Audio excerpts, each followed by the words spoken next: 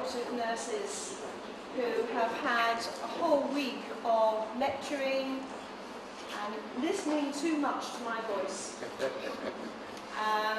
But it's not been just me alone. From Motec, we've had a team here who have been providing lectures for you all. And I'm delighted today that we have Christine here who has been answering our anaesthetic queries. Christine is our Vice Chair for Motec. Paul is currently doing a ward round at the military hospital and will join us as soon as he can. To my right, we have Felicia, who was speaking yesterday on communication. I hope I'm doing a good job here, Felicia. Then Leslie, who has been speaking about the recovery role and recovering your patients after their operations. And then we have Ray, who has been speaking to us about infection control. Others of the team may well be joining us as soon as they can. So Professor Stanfield and Peter Dyson, orthopaedic consultant who's been in the theatres primarily, and has popped in once or twice into the workshops, they will be joining us shortly. Thank you very much. Are all going to present back to us. Are you excited? Yes. Hey, marvellous, well done you. We have covered, and I'm going to say this primarily for our guests today, we have covered a wide range of topics. And the opportunity has been given to you with Motec coming here for you to share in the experiences of the wide range of interprofessionals that have been here sharing your week. The lecture topics primarily were provided for us to give to you, but of course we have kept those within our areas of specialism. So there are a few topics that we were given that we have not covered because they are not our specialisms. And I hope you'll remember the lecture that I gave on accountability, working within your own remit. Yeah? And that's why we said I can do this, and not that bit. So we've given you the framework to consider patient care throughout the whole of the elective and emergency surgical patient pathway. From the moment you find out about a patient, their treatment, to discharge. And you have had the opportunity to learn the latest techniques that are available. So we have looked at several key topics. The first was the strategic vision of healthcare in Ghana, as set out by the Ministry of Health. We are having a presentation back today, Dara Spray, about the strategic vision. Process mapping of the surgical pathway then came in, and you all produced some wonderful process maps, and we listened to you present those back, and I had a huge learning curve from you about the challenges your patients have getting to you, let alone reaching surgery. So that was a big learning curve to me, so thank you very much for helping me with that learning. In terms of accuracy, we looked at history taking and identifying the patients who might be at risk of anaesthesia and surgical problems, obesity and the surgical patient, following which we have some delicious fruit provided every day. Thank you, we have all thoroughly enjoyed it. I'm going to have a very quick show of hands. Since then, you and I know what the show of hands was like when I asked this before. We'll keep that quiet. Do any of you now have fruit every day? Hands up if you do.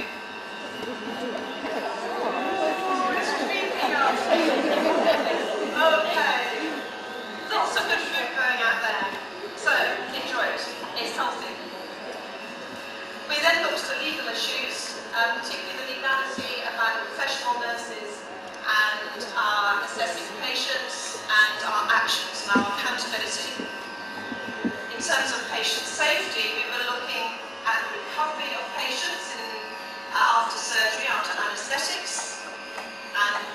time that is, and how very often these patients need to go back into theatre, and proximity to theatre is very important.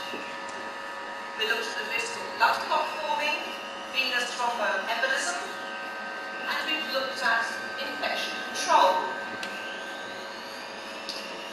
In terms of your skills, in practical terms, cardiac pulmonary resuscitation was hot on the list, so we did a session of CPR, so 30 chest compressions to 2 breaths.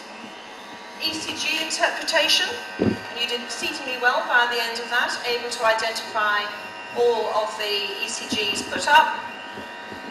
And pain control following surgery with Avi yesterday, who will also be joining us later this morning. So before we kick off with the first of our group presentations, a very quick reminder of the strategic vision for Ghana. We are looking at enhancing the quality of our clinical care as nurses. We should be promoting a healthy lifestyle, looking at the immunisation programme, and improve the early detection and management of communicable diseases, as well as non-communicable diseases. So, I'm going to pause a break here now, and I would like to start the presentations. We're going to hear from 7 groups. Each group has 10 minutes to give their presentation. And we'll have the first 4, and we'll stop, have some questions, and then the final 3, and stop, and some questions. All right? So, group 1 was asked to look at the patient preparation, the patient pathway, so that we can see what that pathway might look like in the ideal Ghana. Group 1, would you like to come and give your presentations? One is presenting on the patient's pathway to the hospital. You know that our patients come from diverse areas to the hospital. Now, we have some coming from the community. Now the community, we have some being referred to us by, or being directed to the health facilities by the herbalists, the spiritual leaders, and some health coaches. When they get to the hospital, they first go to the OPD, the outpatient department, where they are directed, they go straight to the information desk. At the information desk, they are sent to the records department, where their particulars are taken. Then they go to the nurses' posts, where their vital signs are checked before they go to the consulting room. Now in the consulting room, their histories are taken by the doctors on duty. Then they are taken through physical examinations. Then their provisional diagnoses are made. Some investigations are also requested for. Now from there, if they get the results and they are fixed for surgery, they are admitted. Before they go on admission, they will have to go through some form of assessments, further assessments, before they will be put on the wards. So they go through anesthetic review, then we have some pre-operative assessments where they are prepared physically, psychologically, and physiologically for surgery. Then they are put on bed, they are given beds. Well, at the admission point, they will be given a date for surgery. Then on the day of surgery, a day before surgery actually, the anesthetists will go to the ward and assess them again, make sure all their investigations are intact and they truly qualify for surgery for that day. Then they are sent for operations. Now, at the OR, they are received by either the anesthetist, the peri-operative nurse, or the recovery nurse. Then they go for the surgery. Now, after surgery, they are sent to the recovery ward where they are monitored. So they are very fine, in quotes, to be sent back to the ward. Now, on the wards, they are taken through education as to how to care for their wounds. Actually, preparation for discharge is started right from the wards when they are sent back. So they are taken through how to care for themselves on the wards before, aside the drugs and the other vital signs that will be taken, before they are discharged. Now, on discharge, they are taken through, they are again taken through some lectures, sort of, before they go to the community. Then they will have to come back for review. And when they get back for review, they are assessed. If everything is fine, then they are handed over to the public health nurses for follow-ups, because the public health nurses deal with them on the community level. There are some constraints that are met anytime they come to the hospital. Some of the constraints are the wrong diagnosis that they are given at the community level. Some of the herbalists encourage them, they print it in their minds that the herbs are the sole medications that can help them. Meanwhile, they will be needing surgical interventions. This delays their reporting to the hospitals. Some of the spiritualists will tell them that it's only prayers that can solve their problem, forgetting that when they come to the hospital, some drugs or some surgical interventions topped up with their prayers will help them recover fully. Then when they get to the OPD, they come to join long queues trying to see the doctor.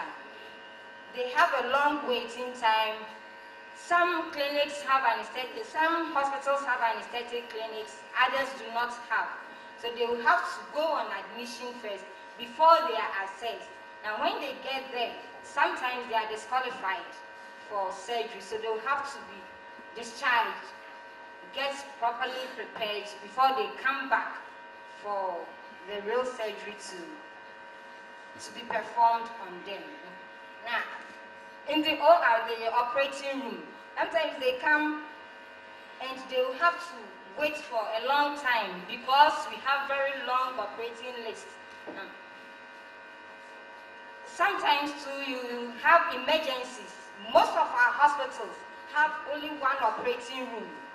And because of the emergency, the constraints on the health facilities, see that we do elective cases and emergencies all in one operating room. Sometimes you have emergencies crossing your pathway and the patients, those for planned surgery will have to be rescheduled. Some are just pushed back, some will have to be rescheduled for a day or two after the actual appointed time. When you get to the operating room itself, with the recovery side, times to finish, and because we have long operating lists, you have all the beds in the recovery wards being full. So you are at a loss as to where to place your patients after surgery. Sometimes you have to send them straight to the ward for monitoring to be done there. And how sure are you when you send your patients to the ward for continuity of care? Most often with our course, with the peri-operative nursing, we expect that our patients will be very fine at the recovery before we send them to the ward. So there is a constraint there. And sometimes when they come, they are disqualified for surgery because maybe the lab results, they couldn't get all the lab results, or they come and that very day, they might be psychologically unsound. Fear and panic setting despite the preparation that you've taken them through. So they will have to wait again. Now, still at the recovery ward, so some recovery wards have gadgets, monitors to monitor their patients. Others do not have them. Even for those who have recovery, who have the monitors, some are broken down. and they are at a loss as to how to give efficient care. Then when they are discharged, that's where problems sometimes arise because of the numerous patients on the ward. You have only one nurse or two nurses on duty who have to take all the patients through the routine for the day. Now people have been discharged, they want to go. They are also in a rush to join their family members in the house. So they will not have the patience to even wait for a health talk to be given to them. So they leave. And some do not even know when to come back for review. They go to have their wounds in very bad states, and they come back for an intervention to be given to them. Now, how are we going to solve these problems that we've been facing now? We have some public health nurses around, so we can ask them to intensify the health talks that they give, so that the herbalists and the spiritualists around will understand the need for patients to be advised to come to hospital for early intervention to be given. Then we have to, as PONs, Peri-Operative Nurses, we have to encourage more outreaches where we will explain to the community what can be done, the good things that can be done for them when they come to the hospitals. Then we can also open pre-operative clinics in our various hospitals where the patients will be taken through proper pre-operative care or assessments before they get to the theater, because it's very uncomfortable. When you are pushed to the operating room, then you are disqualified, you have to be sent back through no fault of yours. Then there should be more equipment in the theater. If there are no monitors, we'll have to try and tell our bosses to get us more monitors. For those that are broken down, we could plead with them to have them repaired. In some units, you see that there will be only, if they are not using the one monitors, they'll be using maybe one spade to check BPs of all the patients there. If we can get more of these equipment, it will help. Then we must encourage more PONs being trained for the country. Then, anytime they are discharged, we have to make time and give them health talks. And when they come for a review, we have to hand them over to the public health units. Then, for us to know that the public health units are also helping us, we have to demand the feedback from them. We can have small notebooks where whichever patient is directed to them, we will have the particulars down. And when they come for review, the public health nurse will sign that they've come. Then maybe on a monthly or weekly basis, we can be going to their unit to check if the patients really came. Then who are the key people that can help us achieve this our aim? If you are a subordinate in your theater, you tell your theater in charge, then she will forward it to the DDNS or the hospital matron. Then it can be also forwarded to the medical superintendent, then to the medical director. We know that when it gets to the medical directors, definitely the opinion leaders of the country will also be alerted on. Fortunately, we have Nana here. So I know Nana will be told that the region or the country as a whole needs to be supported. Then, what are some of the improvements based on the presentation that we've done and the solutions that we want to put in place? We know that it will help improve the productivity in theater by reducing the long operation lists that we have. When we are taking through the assessment, those that do not qualify will be asked to do what they are supposed to go through what they are supposed to be taken through before they come. And to also reduce post-operative complications like this wound sepsis, gaping of wounds and those things can be reduced. Then we can also, there's also prompt attention given to emergencies that can, here we will not have very long operation lists. So we'll make room for emergencies that are likely to come up. Then it will also reduce wrong operation sites. Many a time we forget where a particular surgery is going to be done, especially with the areas that are double. If an operation is to be done on the right side, accidentally, it can be done on the left side. When they go through the assessment, the area that the operation will be performed on will be marked, so it will reduce wrong operation sites. Then it will also reduce morbidity and mortality rates. Because our operations will be planned, we'll know that there wouldn't be complications to worsen patients' conditions, and the death toll will also be reduced. Then it can also increase the early recovery and promote early discharge. If our patients are fine, if they are prepared very well before surgery, they are able to help in the recovery process, and this will help them to be discharged very fast. It will reduce the fees that they will have to pay on the ward. Then after all this, you know that you, the operating room nurse, the PON, will also have job satisfaction.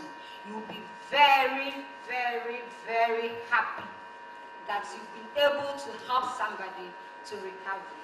Thank you.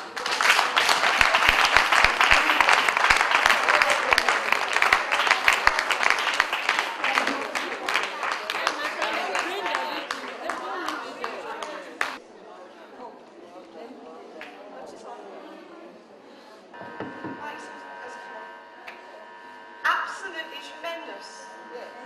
All of Group 1, let's have you standing up.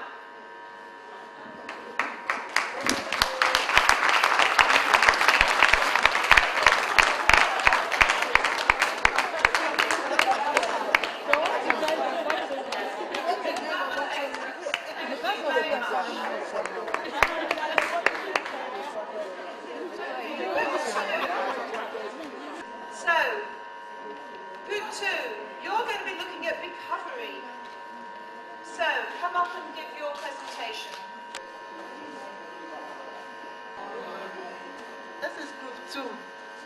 I am Helen Dagadu presenting on behalf of Group 2 from Reach Regional Hospital. Our presentation this morning is on recovery improvement in Ghana. And our question goes like this. What is the most important information that a recovery or theater nurse needs to know about a patient coming into their care? What is the important information that he or she needs about a patient coming into their care? And then the B part is also asking, what action can be put in place to ensure that baseline information is readily available? And the group has come out with this.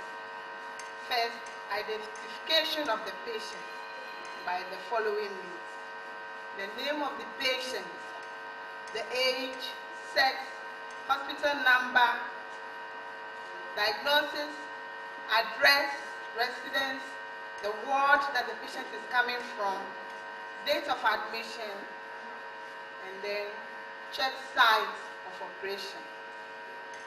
And then the baseline vitals, that is the temperature, pulse, respiration, BP, allergies, or medications are also noted. And then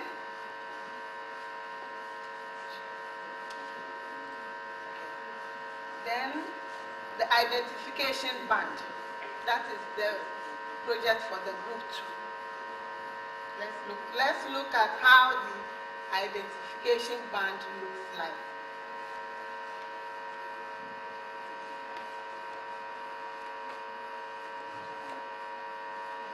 We've designed a sketch for identification band to be used in all the hospitals in Ghana, because we all know that we do not use identification bands for our patients whenever they enter into the hospital wards.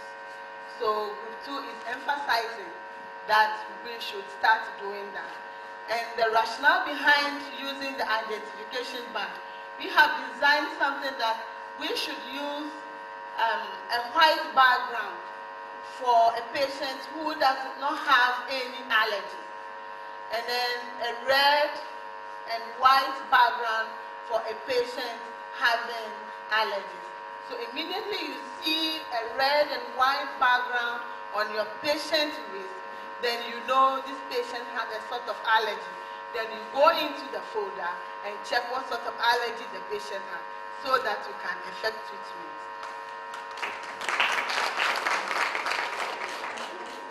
And then the rationale again is to avoid working on wrong patients. As we all know, we've always been working on the wrong patient, because at times, and we have few incidents to confirm it. We have few incidents to confirm working on the wrong patient. Sorry. And then also, we also want to avoid operating on the wrong side of the patient, and then also administer the right medication to the right patient. So this is what Group 2 has come about.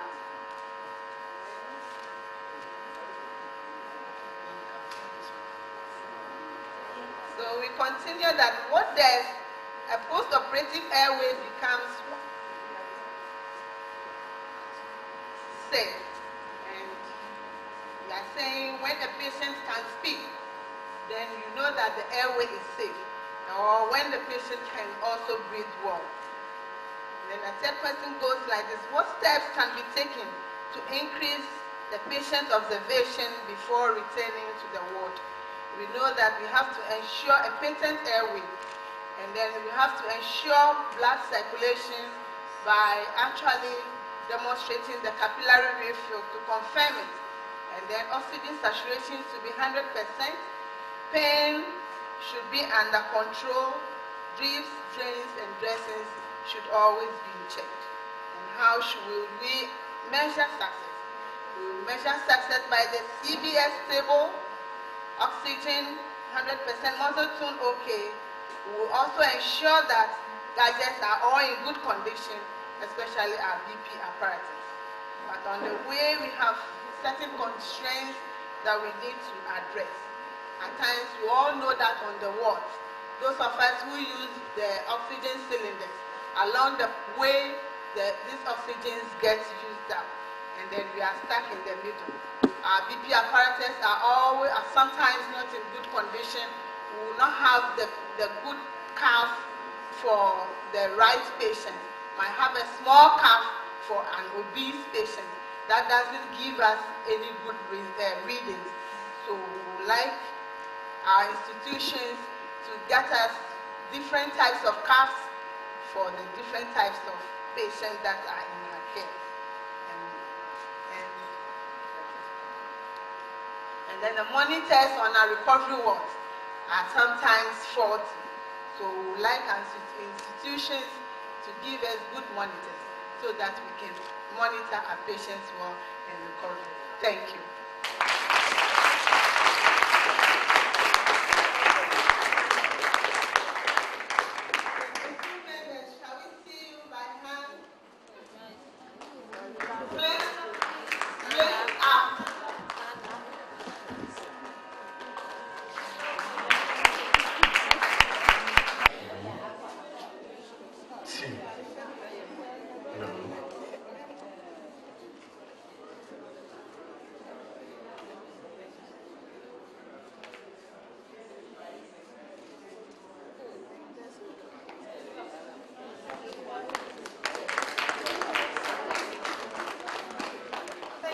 much, Group 2.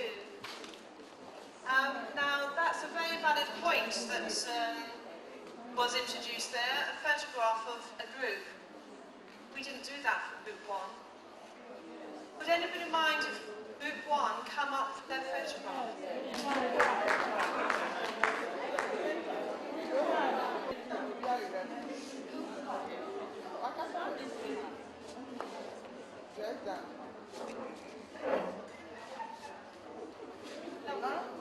Well done, Group 1 and Group 2. Fantastic. The standard of work that you're producing is wonderful. And already I'm seeing you were paying every attention to words we were saying and the intent of what we were saying.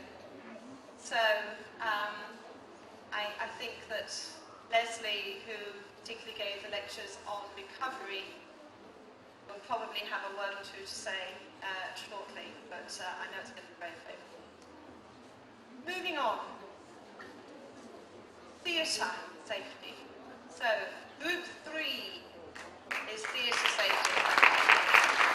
3. We are presenting on theatre safety or theatre productivity. Our objectives are to prevent unnecessary delays and cancellation of cases. Then 2, to provide adequate logistics to work with. Our first question, what is the current theatre throughput or cancellation rate? We said on the average, 85 cases are done in a month, and out of this, about 10% are cancelled. The next question, what are the reasons for the cancellation? And we said lack of logistics and other essentials like lack of sterile pads, unavailability of water, etc. Then power outage and faulty theatre equipment, such as the anesthetic machine, and then sometimes the air conditioner is not working properly. And then patients refusing surgery on the day of surgery or eating on the morning of surgery due to inadequate education. How can we reduce the above? That's the next question. How can we reduce the above? Then we said a thorough pre-op assessment should be done before patient is booked for surgery. And hospitals should make available standby generators. And then regular servicing and replacement of faulty equipment. We also said a thorough setup should be done on the morning of surgery. Adequate provision of logistics and supply. Patients and relatives should be well educated and prepared before surgery is decided on. Our next question, how will theatre productivity be measured? We said drastic reduction in cancellation of cases, then thorough and adequate pre-op assessment and accurate diagnosis, in collaboration with management to ensure adequate supply of logistics. We will also ensure that all equipment and machines are in good condition in the morning of surgery. The next question is, will this improve your patient safety?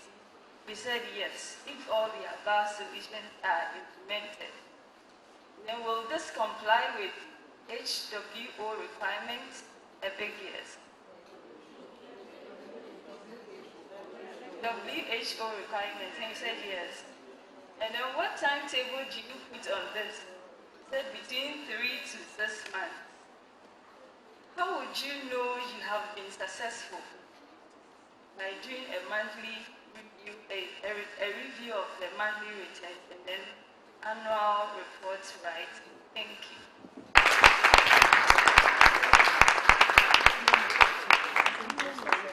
Well done. So, we're going to have some very effective areas that we're going to be working in. Rest of Group 3, we have you. Rest of Group 3, we have you up to join your colleagues. This was a big group. Hey.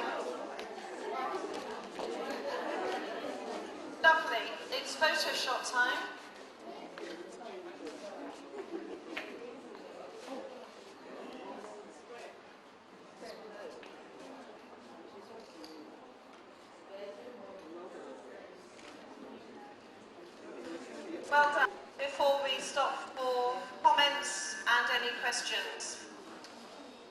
The next group is group 4.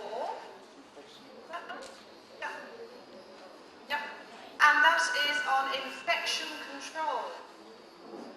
So, who is going to present from group 4, infection control?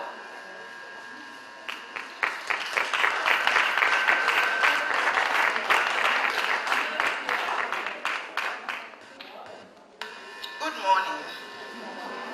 My name is Dr. Sojoy Champon, representing Group 4. And I'm Lydia Appa, giving her the moral support. We are to present on infection prevention. We are to present on infection prevention. And we know that infection prevention is a discipline concerned with preventing nosocomial infections or healthcare-associated infections.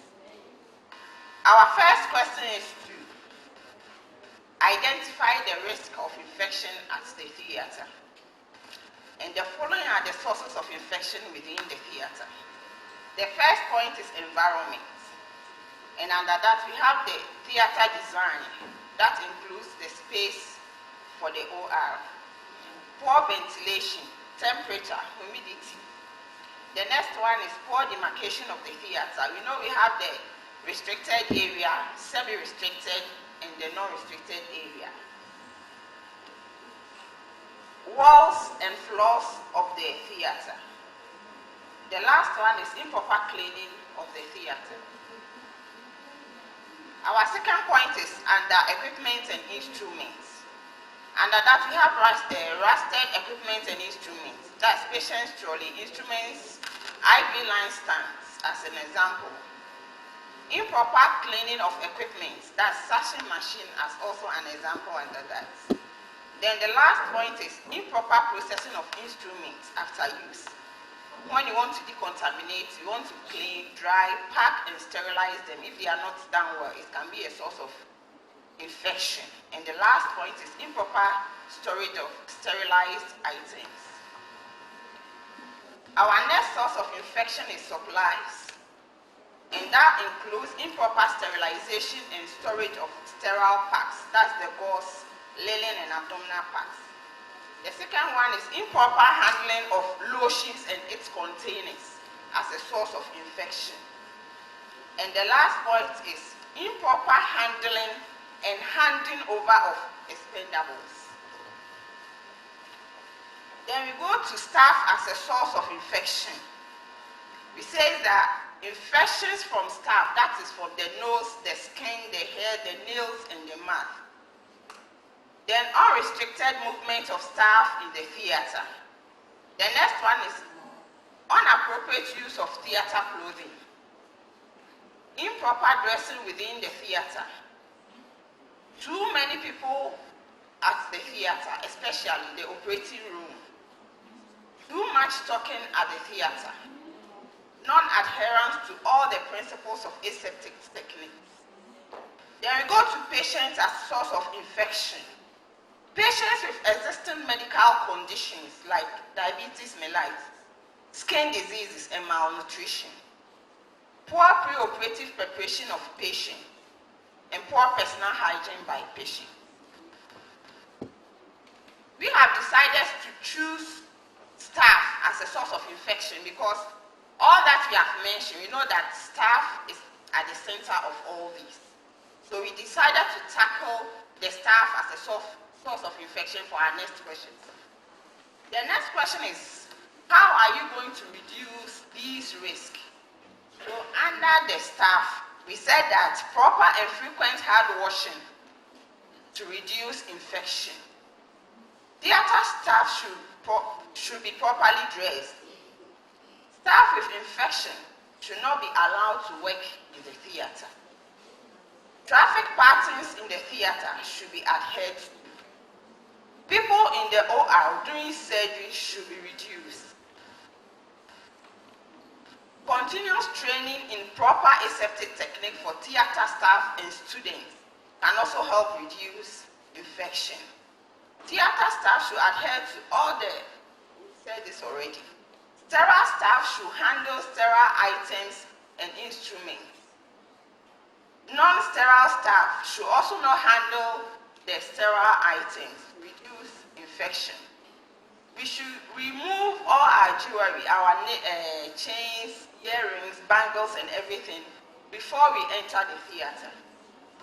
Transferring items, lotions onto the sterile field should be done aseptically. Sterile surgical team members should remain in the sterile area during the surgery. Staff should check sterility of sterile instruments and packs using indicators before they are opened. Talking in the OR should be reduced to prevent droplet infection. Staff should properly dispose of liquid and solid wastes used at the theater after each case and after the day's work. Patients should be properly prepared before surgery to reduce infection. Then our next question is that, what steps are we going to take in doing all these? Then we said that there should be continuous education of staff and students, supervision and monitoring of what we have taught them during the in-service education. There should be adequate staff for the theater. We've said already that if someone is sick with have any skin infection, we should not allow them to work. Because of shortage of staff, they are allowed to work. When someone is having rhinitis, we put two pieces of mask, we put a gauze inside, forcing the person to work. So we should have adequate staff so that when someone is sick, the person is not allowed to enter the theater. Policy makers of the hospital should be involved in this so that the right needed resources are provided. That's enough scrap, enough expendables, and it should be the right thing that we are looking for. If you are looking for a surgical glove size 8, they don't give you 8.5 or 7.5. Then there should be a protocol on infection prevention, which is known by everybody in the theater. The last point is that the infection prevention committee in the hospital should carry out periodic checks whether we are practicing aseptic techniques well. Then our last question is that, what will you measure to determine success, and how are you going to monitor success? We said that all clean wounds should heal by first intention. The number of infected cases should be reduced to the lowest minimum within a period of 3 months. We don't want to do relapse again. By observing that what is taught, that's through the in-service education, the aseptic techniques, the method of preventing infections, they are implemented by staff. That is doing a research to find out whether you are being successful or not. This will also indicate that the number of days the patient spends at the ward is going to be. Thank you.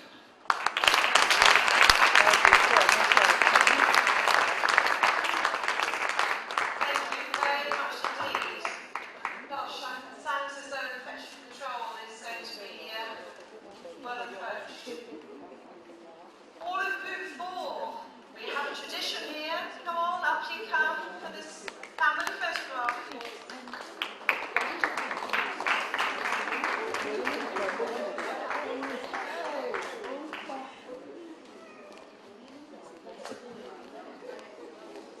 They're still coming.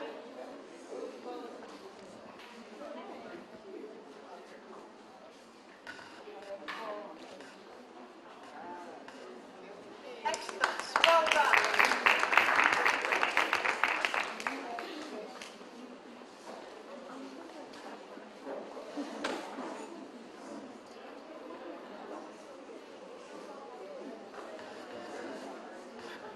Ladies and gentlemen, I've been listening with great interest to your presentations, and I must say they have a very high standard. There are a few comments I'm going to make, and I'm going to start from Group 1 and go through to Group 4. All the presentations have been excellent. For Group 1, I think that if the patient care pathway for me has been very enlightening. the way you set it up and you presented. The one thing I can say that it is the small changes that make a difference. You know, empower yourself with your thoughts, these constructive thoughts, and put them into practice. And over a period of time, you will find that these small things, if you persevere, over a year or so, you suddenly find that, hey, you know, just something that I said, me and my friends, we've applied this, and it has made a huge difference to how the patients are being treated. So stick to your beliefs and empower yourself to make the changes. Group 2. There's a very interesting point. I know that in Ghanaian hospitals we don't have saturation monitors, so it wasn't mentioned as part of it. But I think it would be very interesting and very important to actually ask your seniors and your managers and your resource managers to actually provide the finance to produce these for you. The one thing that I'm going to say is that when you give a patient oxygen and you use a saturation monitor, the fact that the saturation monitor is reading 98% does not mean the patient is breathing properly. So once you've maintained a patent airway and you've given the oxygen, make sure the patient actually has a respiratory rate, that the patient is actually doing the breathing, and that is what's giving you the saturation. The saturation can be due to passive oxygenation, simply because the oxygen is on. So that's a point to take. Because you don't have the saturation monitors, how do you know that the patient is receiving the oxygen and it's working? Can anybody answer? What do you look for? Pardon? Sorry.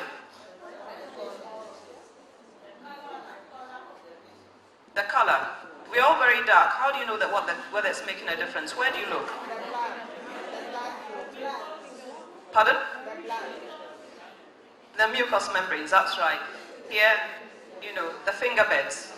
Yeah. And when you're giving oxygen, you know, you can start at, do you measure it in liters? Liters per minute. Start at something, say 4 or 5. You don't have to turn it up to 10 or 15. You know, that way you're not giving too much oxygen and you're actually saving on the cost as well. If you have a patient who needs more oxygen, as you watch the patient, you'll be able to tell if you can increase the oxygen or not and whether it's necessary. Okay? It's back to basics. If you don't have the machinery, back to basics. You use your hands, use your eyes, you know, use those things before you can actually, you get to the expensive things to use. For group, I was going to comment on the ID bands. We tend to use 2 ID bands, and I'll tell you why. If you put one on the hand and you put one on the ankle, the patient goes to theatre, they set up an IV, and the nurse anaesthetist decides this is the place where the good vein is. They take it off. You know, it may end up under the bed or in the bin. If the patient still has one on their ankle, then you check the patient and you've still got the ID on. And checking the ID, I would check the ID with the ID band, but also with the notes and the consent form to make sure you have the right patient with the right consent having the right operation. Okay. The other thing I wanted to ask, what information would you put on the ID band? Patient's name. Now, why age? If you've got a patient who has an age, will they have a date of birth? Do you think that's important, making that difference? Why? You may have 5 patients of the same age. If you have the date of birth, if it's available, if they can tell you, then it differentiates one patient from another. The more different parameters you have on that ID band, that can differentiate patients, the safer it makes it for the patient. Then you don't make mistakes. Okay, group 3. It's interesting to note that 10%, there's a 10% cancellation rate. That is pretty high, and it's probably even higher than that. Some of it we don't know about. But if you go, we're talking a lot about resources and what you need money for. Like I said to group 1, go back to basics. You know, use what you have whilst you're waiting for the resources to come to you. And there's a lot we can do, you know, with our knowledge and experience to look after patients before we actually get the expensive monitors to do it. So it's about applying your experience and your knowledge. Okay. When the patient comes to theatre, consent. Consent is part of your remit. It's not just about the anaesthetist and the surgeon. The right name, the right operation, the right side, left or right. Like you said, it's double. If you have 2 legs, 2 eyes, 2 ears, you know, 2 arms, anything can go wrong if you put the wrong side on it, and the patient is the one who loses. Okay. Group 4, in trying to eradicate infection, the one thing I will beg you, please maintain the patient's dignity. You know, we tend to ask the patient to drop their cloth at the operation door. I've seen it happen before. It doesn't happen in all hospitals, but it automatically takes away the patient's dignity. These ladies and gentlemen are breadwinners and, you know, important people to their families in their own rights. You know, so please maintain the patient's dignity. As was mentioned, hand washing is very important.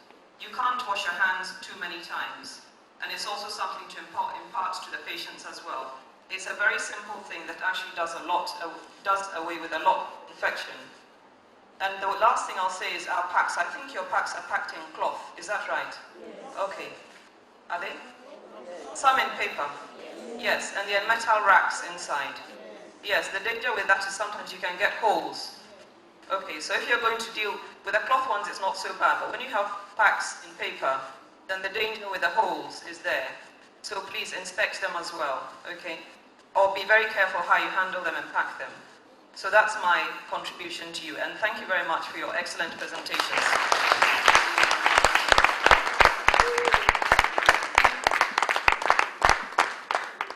Thank you very much, Christine.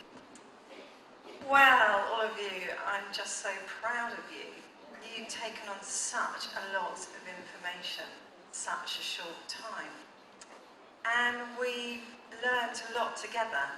And we've laughed together sometimes. And we've learned that learning is fun and interesting, and we need to keep doing it. And I'm so encouraged that you have thought about how to implement so much of what you've learned. And I really want you to remember that first story I told you about starfish. That each starfish you pick up and throw back, you make a difference too. And we can't make the difference, as we've said before, but you can. So go away and be encouraged and be empowered to make changes. And well done. Thank you, Leslie. Like all of us, we've been very, very impressed with your presentations, and especially to my group 4, who looked at infection.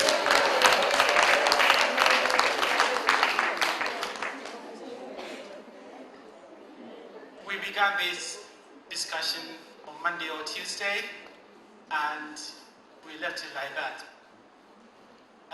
But over the course of the week, you've managed to sort of get together and get all the information necessary to help reduce infections in your hospitals. Now, one thing I noticed is that because of time, yesterday, there were certain areas that I didn't go give you that information, but Team 4 managed to get all those information to present it to you. Now, one thing I've sort of realized and noticed from your presentation is that we have infection control team within hospitals.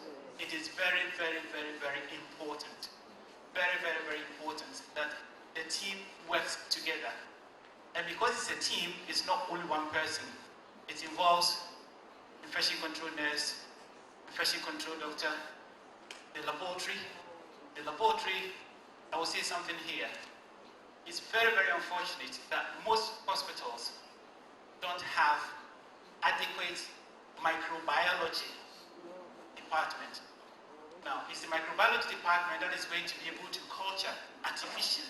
You hear that this has gone forward and that you've encouraged your managers and lead nurses to put this into practice on an annual basis, because it does give you the encouragement to do a good job of your work, but it also means that your managers also find things to do to improve what you're lacking in.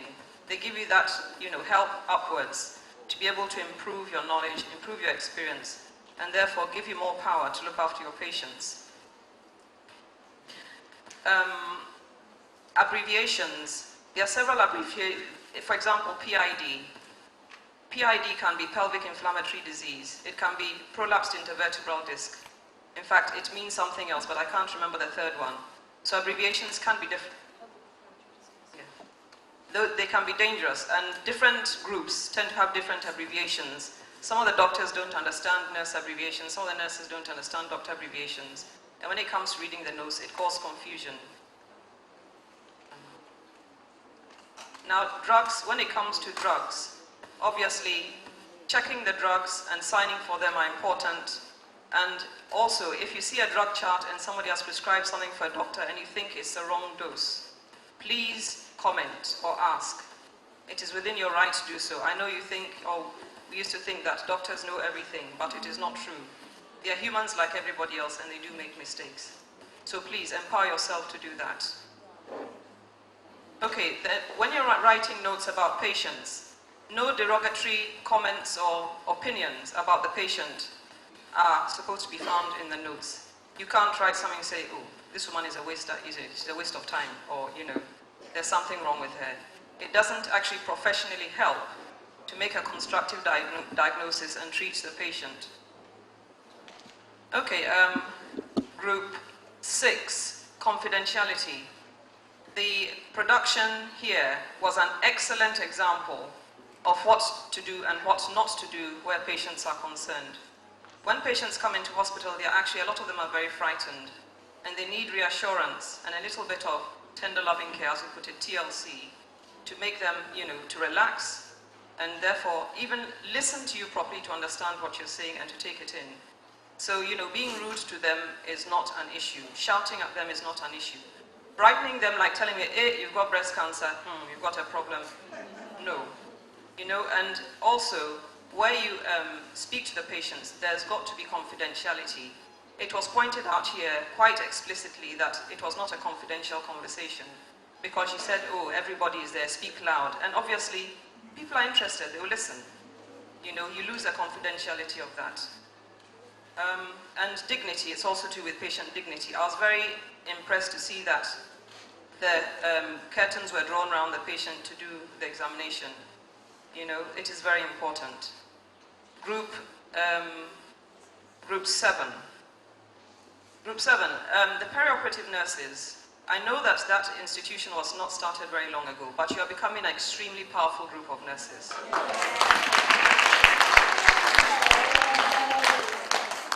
Your remit is across the board because you do pre-operative care, intraoperative care, and post-operative care.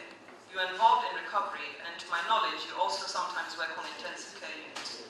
It is a big role to play, and you also have to play a part in maintaining your knowledge and skills, even if it's not by having workshops, if they don't occur very often, to actually read around or even ask questions. If you're doing something that you're not sure of and there's somebody there you think has the answer, please ask them. And that includes the doctors right up to the consultants. Yeah. So get your knowledge where you can. No question is too silly to ask. Once you've got the correct answer, it is up there for you to use. And it improves your knowledge. It goes with the number of years you work, so you get the experience, you get the knowledge.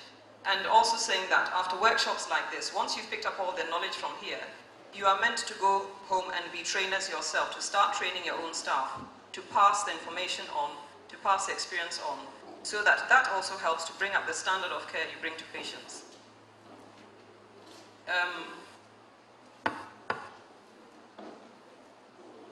Let's see. Yep. Okay, my last comment will be that all the groups have been extremely eloquent in their presentations.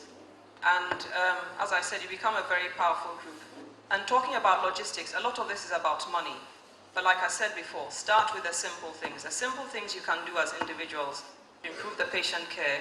And when the benefits are actually seen, when they see results that are positive, then you see that your managers and lead nurses will sit up and think, hey, actually, we were not watching, the time is passing by, but in fact, this group of nurses have actually made a difference, starting from the little things they have done, and we need to support them to do the bigger things. Thank you.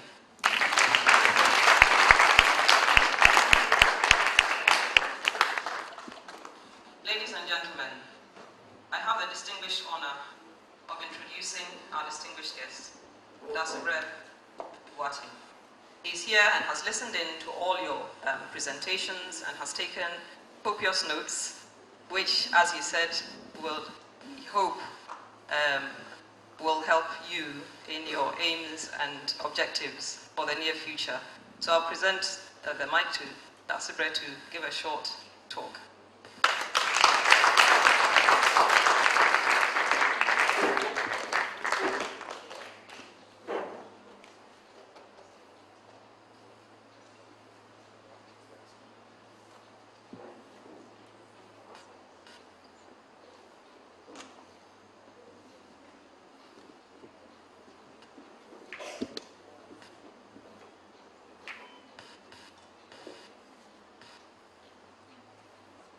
Thank you very much for the introduction.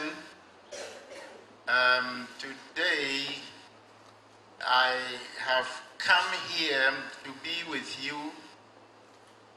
Yesterday, 3 days ago, also the MotecLife group and Professor Stanfield paid a courtesy call on me in my residence. And I have been with you throughout because I love the nursing.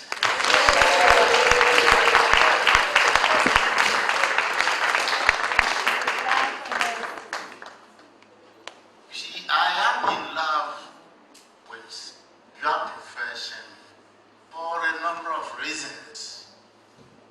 First, I know that you are the front-line staff in hair delivery.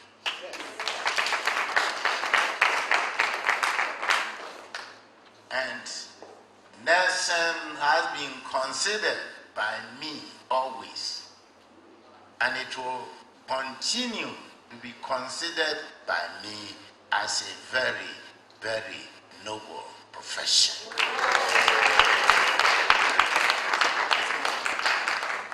The other reason is that for over half a century, to be precise 51 years now, my best half has been a nurse.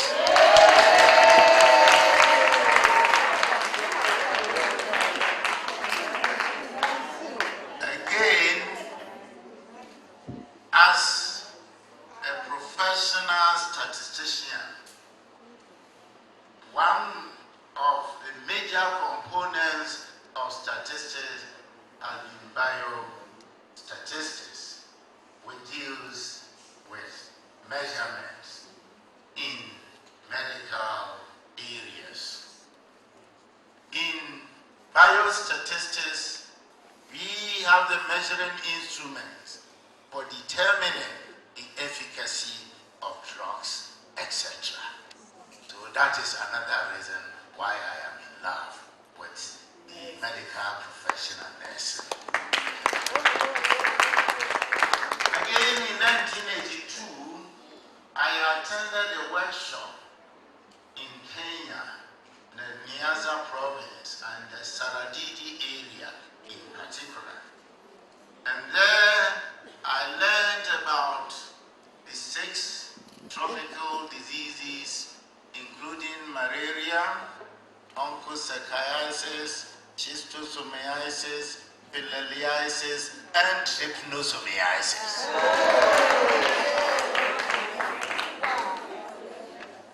As a result of the workshop, I was able to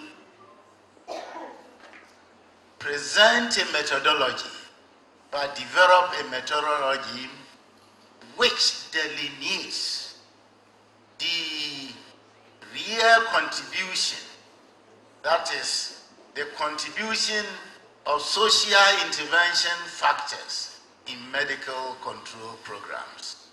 No, hitherto, there was no methodology which will delineate the social intervention factors like the health education in the totality of medical control program. But I was able to develop that methodology through the use of pre-intervention surveys, the intervention phase, and then the post-intervention service, and then comparing the differences and seeing whether that difference was statistically significant or not.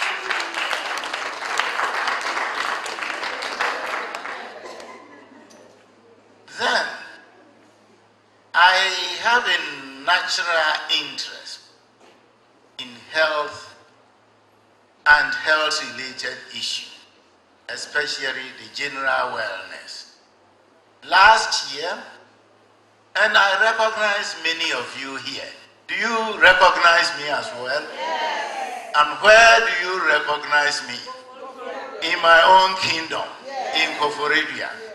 You see, last year, I happened to be the chairman of the Ghana Registered Nursing Association celebration of the Golden Jubilee in Koforidua. And there, I really cherished what the medical and the nursing profession was.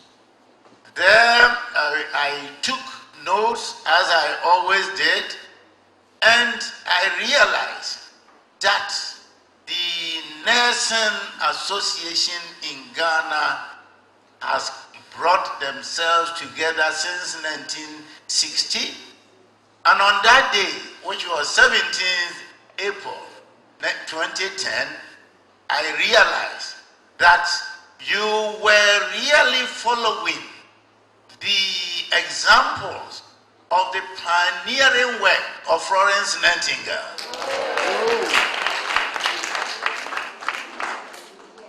Who has actually brought, a nursing to its epitome.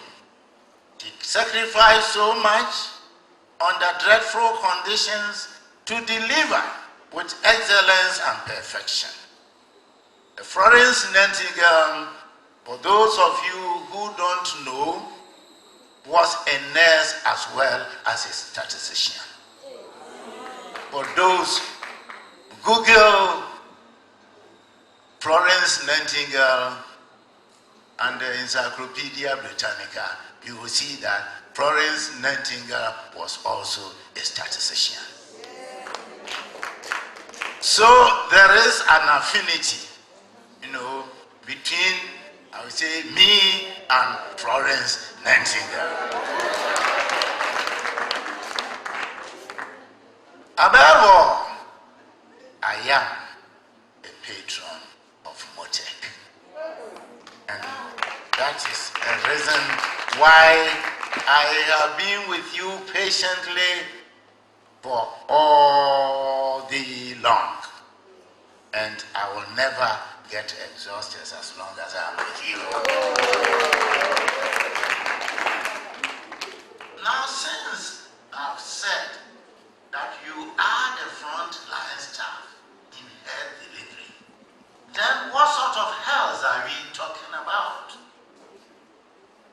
Precisely 4 years ago, in the celebration of our Tabantukesia in Koforidua, I presented a lecture with the topic Moving Ghana's Health Forward, the socio-economic dimension of medical intervention.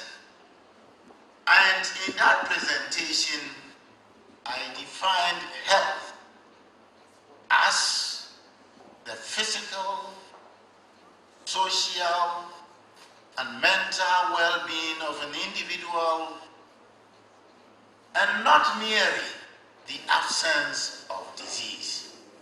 The health of a nation, encompassing physical, emotional, and social well-being of the people, serve as an important development indicator of the country.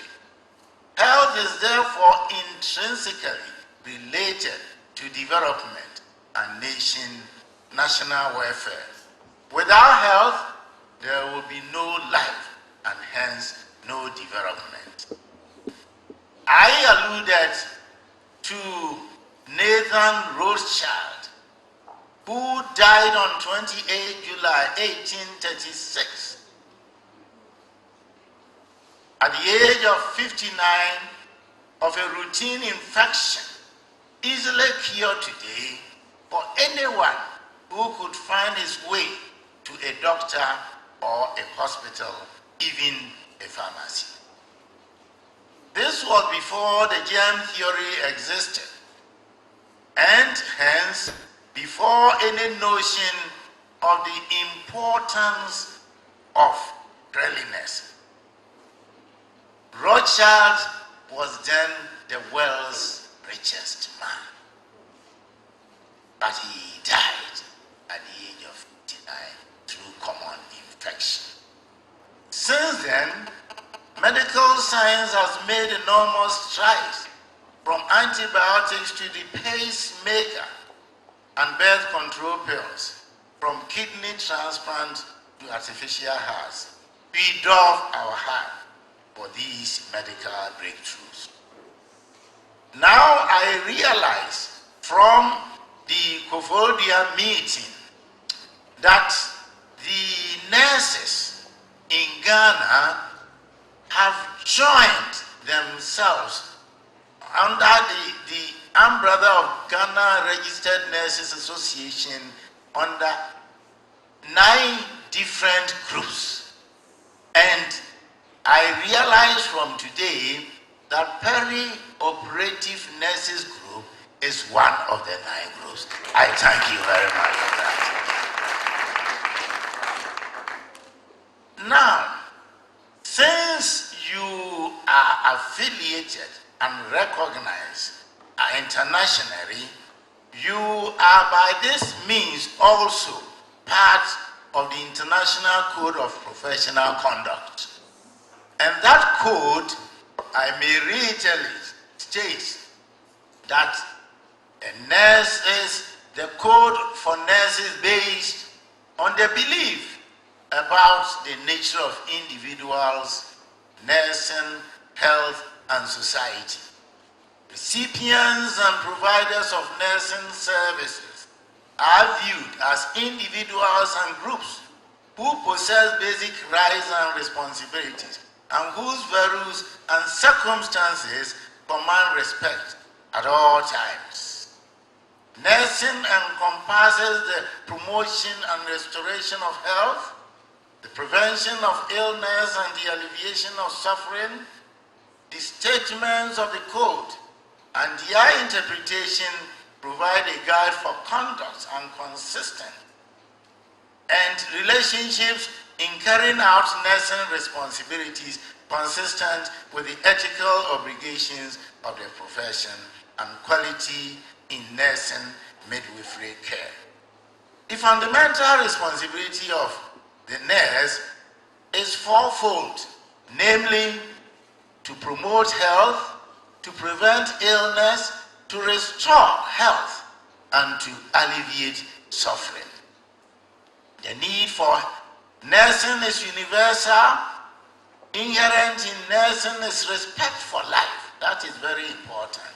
Dignity and rights of the human being. It is unrestricted by considerations of nationality, race, creed, color, age, sex, politics, or social status. And that is why all of us are here. You and me, and you and me. No, it is no respecter of race, color, and so forth. And that is why you are able to work anywhere.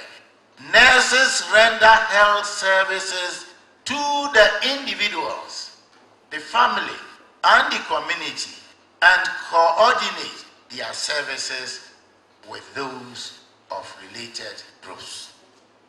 Today, I want to talk, to dilate a little about the preventive aspects of medicine. In fact, you've said so many things, from the improvement in theater productivity through communication today.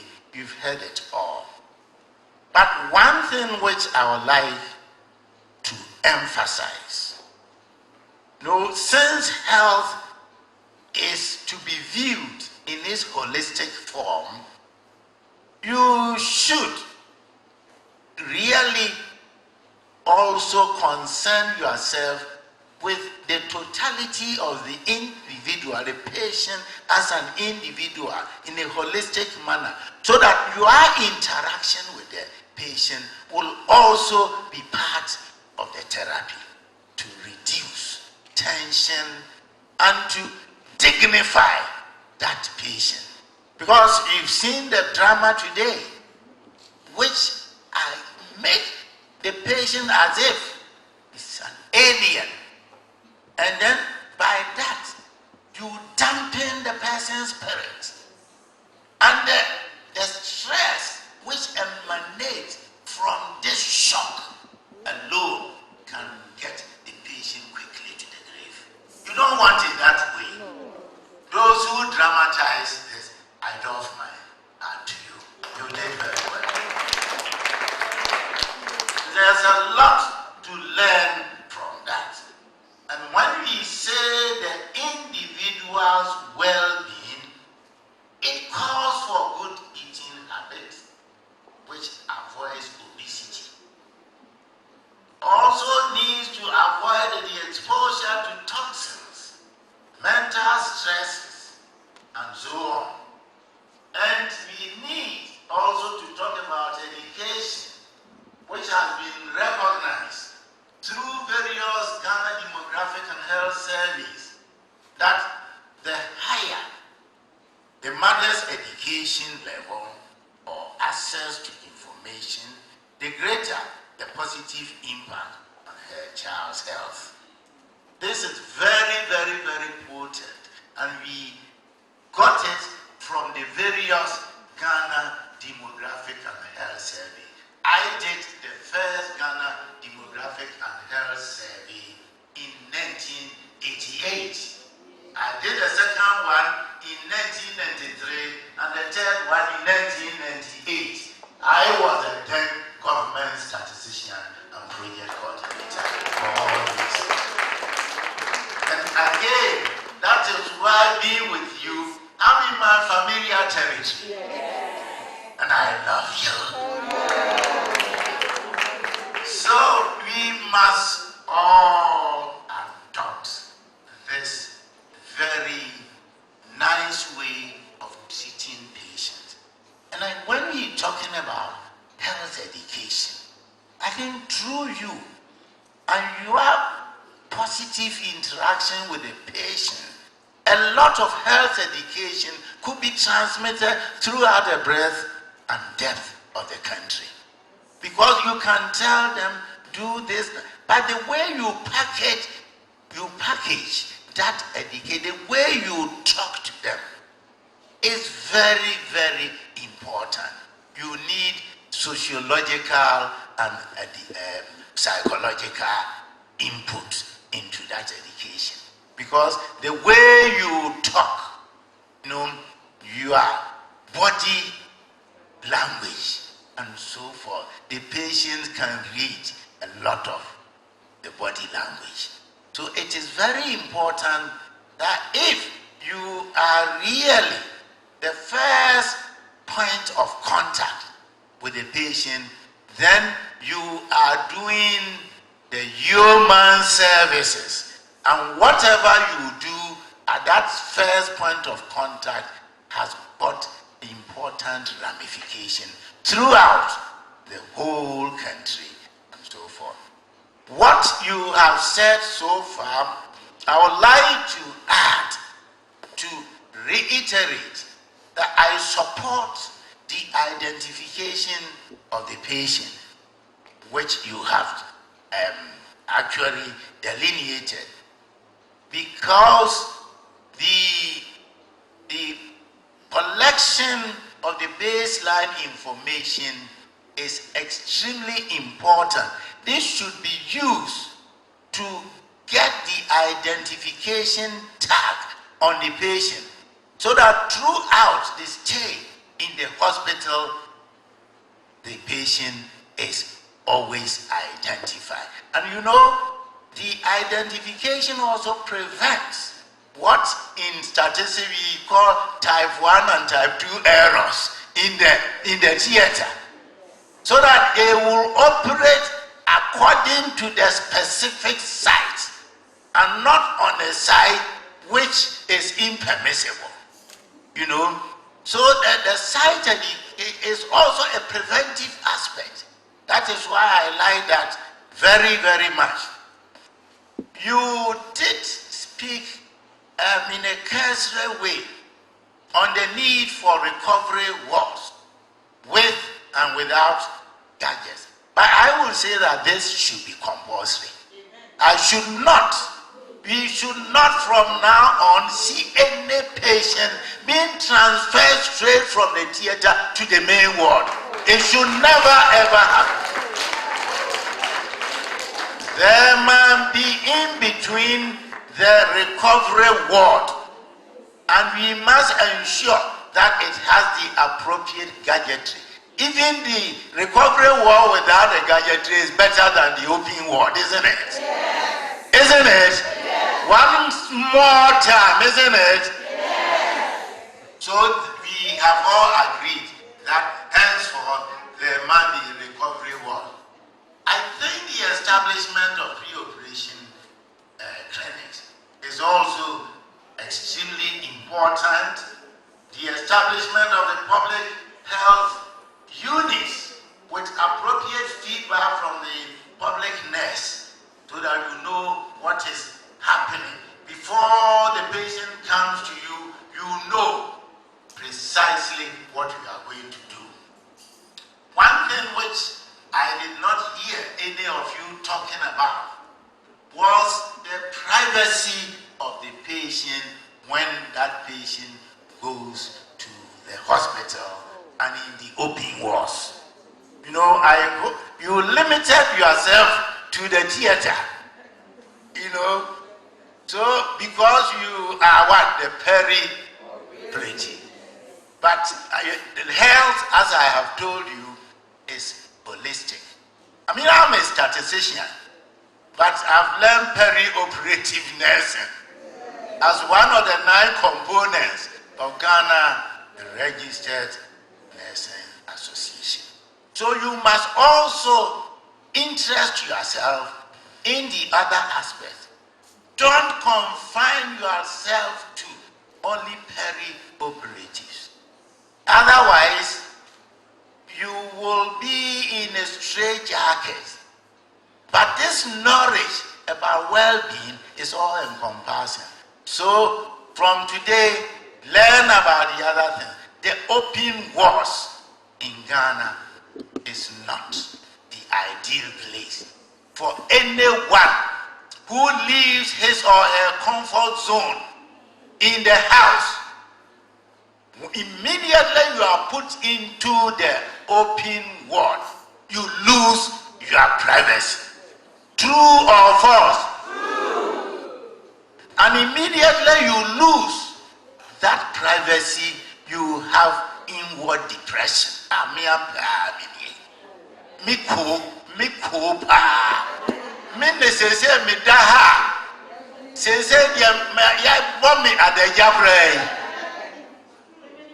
You are with me? Yes. So immediately that happens, the mind begins to deteriorate. There might be common screening, so that not more than 6 people could see themselves, and sometimes 2. And when you are going to do something on a patient where there are about 12, 16, 20 people, in the open room, have a screen around so that some privacy will be observed, so that the dignity of the patient will be observed. Do you agree with me or not? Yes. So make that one of your. I did not hear that one being stressed at all. The other one, and this is a generality, which I want to inculcate in you. In Ghana here, we are suffering a lot of infectious diseases and a lot of preventable diseases because of lack of sanitation. Do you agree with me or not? Go through Accra, Kumasi, and others. There is filth all over. And this filth becomes the breeding ground of the mosquitoes and others. The running water, the schistosomiasis, they harbor there.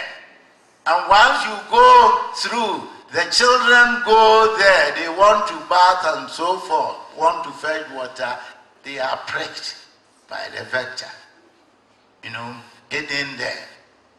I say, when you are moja a baby now one so. But with good health education, you can cut this pathway of disease transmission, especially schistosomiasis, so that chemotherapy doesn't become necessary. Health education can do a lot for us in Ghana. And again, there are many preventable diseases. We are spending $772 million for the treatment of malaria alone. Again, there is a preventable death from trauma. Trauma-related deaths are also very, very high in Ghana. So we must develop a mechanism where traumas are treated with dispatch. And once we treat these traumas with dispatch, we can save an awful lot of lives in the country. There is also another area where children who are born have spinal disorders. The spinal disorders, they call this spinal protrusion. Are you aware of that? Yeah. Spinal protrusion in babies. And this spinal protrusion in babies is preventable through the use of folic acid. If you give 5 milligrams of folic acid once a week to every woman of childbearing age, then you will do the prevention of this spinal protrusion. Are you aware of that? So, but are the women of this age, of the childbearing age, are all of them taking folic acid? Why are they not? So in Ghana, as a statistician, I can tell you there are 3,000 deaths from spinal protrusion. And this could be prevented if we let them take folic acid. If they cannot take it, we can fortify one of our staple food with folic acid, as they've done in Egypt and other countries. Can we do that? Yes. Which food, which staple could we really fortify with folic acid? Tell me. Maize? But when you say maize, there are various foods which come from maize. Yeah, so you are kenke, you are banku, or kenke derived foods, isn't it? Yeah. So let us think about this and fortify this, so that whether you take it or not, you take the kenke with coming, isn't it? So these are all pertinent issues which must be taken. But since today, the time has run up, and I have already seen that many of you are getting hungry. Or you are not? Yeah. You are. Yeah. So I will reiterate the appeal of the Ghana Registered Nurses Association when they came to my kingdom. And you can see that I always take notes. What they said, and I say it was an appeal that the code for the nurses is a guide for action based on values and needs of society. They will have meaning only if it becomes a living document applied to the realities of human behavior in the changing society. In order to achieve its purpose, the code must be understood, internalized, and utilized by nurses in all aspects of their work. It must be put before and be continuously available to students and practitioners in their mother tongue. Have you translated the code into the various languages? Now I am charging you that from today, translate the code to the various local languages. This is what is being said. So, in their mother tongue throughout their study and working life, for practical application in the local setting, the code should be studied in conjunction with information relevant to the specific situation, which will guide the nurse in selecting priorities and scope for action taken.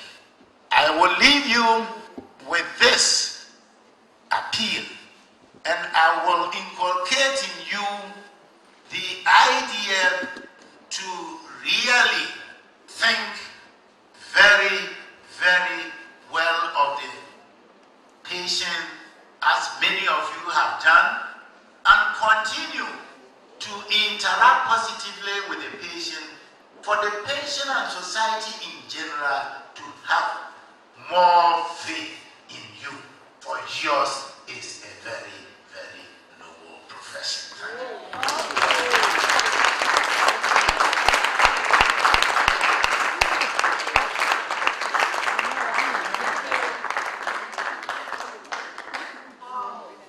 What speech. Thank you so much for presenting a strong case to support nursing in Ghana and a case to support nursing across the world. Our very first talk on Monday, my second slide was of Florence Nightingale. And today, our very last speech brings Florence Nightingale back into the circuit. Certainly keen to my heart as well. And I thank you for reminding us all the values of nursing are to promote health, are to prevent ill health, to treat our patients with dignity, with respect, and to deliver our care with courtesy and precision. We must prevent suffering. To that end, what I would like to do is let you know what you have told us throughout this week that you have achieved. Two very quick slides here. The one is that you have told us that you have looked at the high risk of patients coming in for their surgery. You know how to identify that high risk patient and the importance of accurate identification of the patient. You've looked at process mapping, weight management and the consequences of overweight, communication skills, care of the patient in the recovery and infection control needs,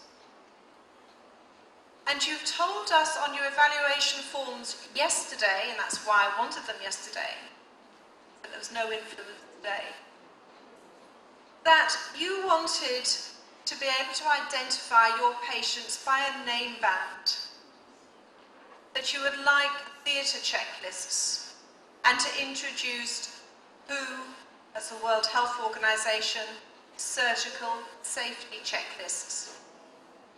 I have already spoken at the military hospital to Colonel Wellington, and she is more than happy for both to commence. So locally, they are definitely going to be on the agenda and beginning. Do the same in your own hospitals. These are simple things. I have no doubt that you'll be able to introduce them. You are going to develop your own protocols, take back what you have learned to your nursing teams to improve your patient care and your safety, looking after patients and their safety being looked after by you. So communication will improve, documentation was going to improve.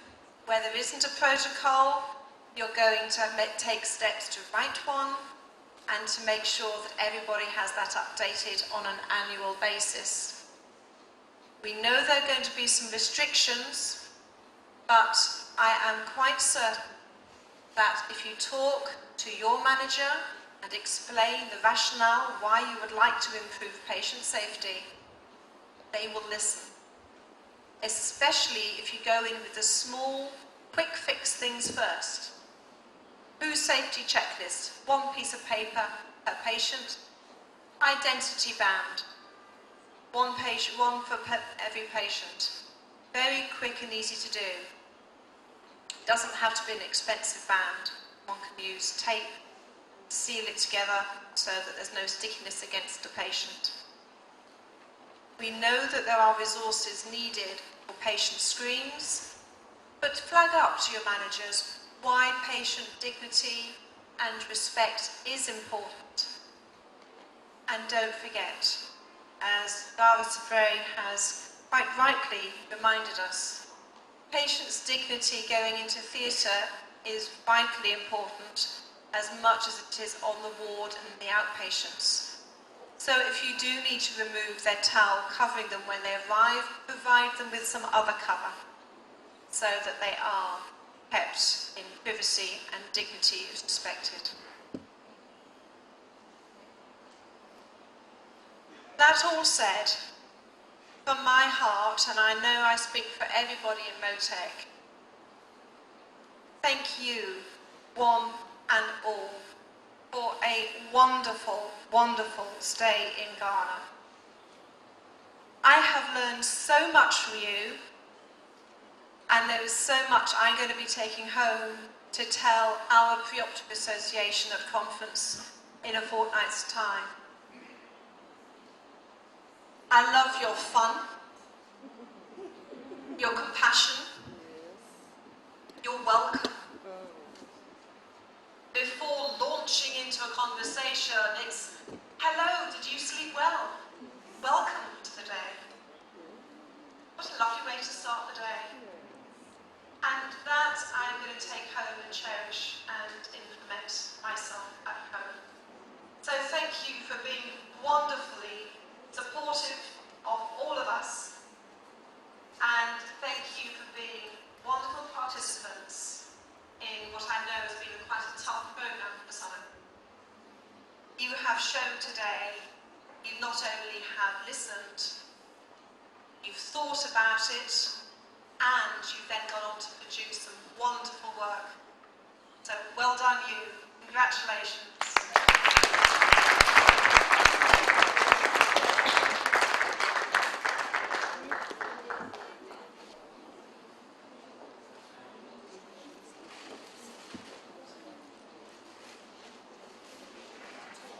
Say the vote of thanks.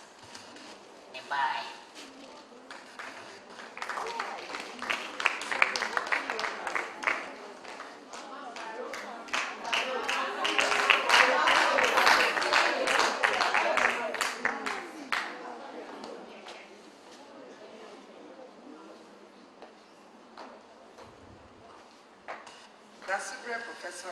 writing, distinguished guests, fellow colleagues. It is well known that nurses form a crucial part in the health delivery of every country, and the need for various specialties in nursing cannot be overemphasized. The theme for the conference was surgical patient safety, and we have learned about improving pre-operative assessment to support the productive theatre, basic airway management, venous thromboembolism, among others. For me, the important part for me is the BFI. What a wonderful workshop that we have had over the past week. Thank you all for taking active part with your thoughtful, informative, and provocative ideas and perspectives. I want to especially thank the Sibre for gracing this occasion, and our resource persons who have continually kept us thinking and sharing while bringing their experience and expertise to bear on the workshop. We acknowledge and thank them for their efforts. We now have come to the end of this workshop of MotecLife-UK, and I believe our professional capacity is gradually being built up, and Peri-Operative Nurses Group Ghana will certainly contribute its quota in attaining the vision of Ministry of Health, creating wealth through health. I look forward to seeing you all at our next workshop. My best wishes to all, and stay ready.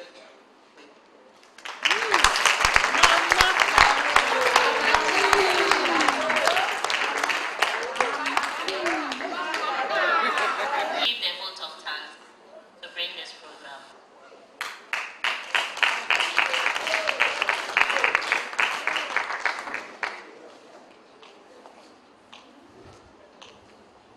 Hello. Hi. I first vote of thanks go to the Almighty God for giving us this wonderful opportunity to have a refresher course, because it's not been easy working in our various hospitals without refresher courses. We say thank you so much, God. And then to the Motec, we don't know what to say, because you've enlightened us a lot. We know we will implement what you've said to us. Then to our members, please, we are very, very grateful for honoring this invitation. And then we know that as you go home, you will go and implement what we've been told. And then those of us who are not Peri-Operative, we are so grateful for involving yourself, and we know you join this group. Thanks so much. Thank you so much, Abigail Bobo. It was hot and away. Yes, so we'll take our closing prayer. Or any announcement? All right. Yes. We have a slogan, Sankofa, Enyamone, Nanoti. Okay. We have to be presented with our certificate. It really escaped us. So, can we have the certificate?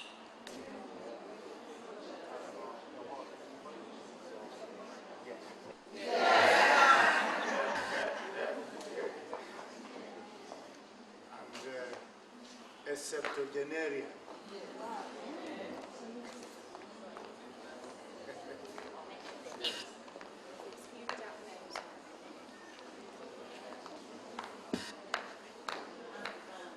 Caroline and Piasari.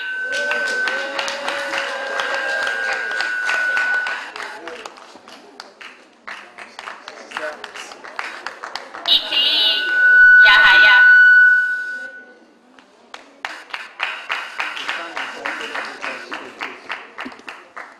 Joel Mauli Bodo.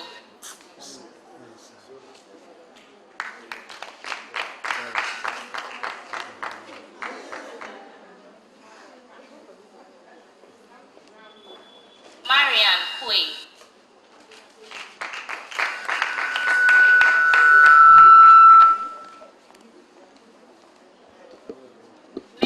Nyawonuta.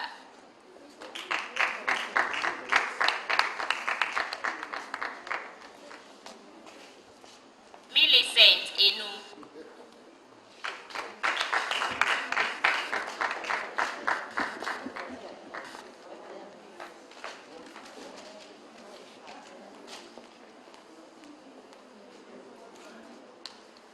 Vera Asiva Aka.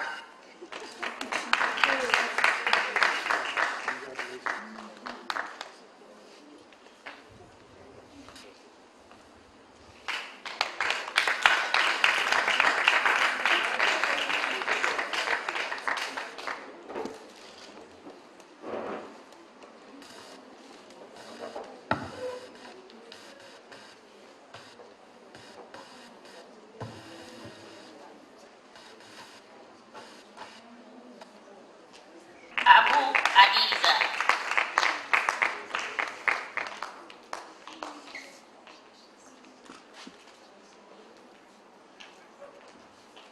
Adriana Yankun.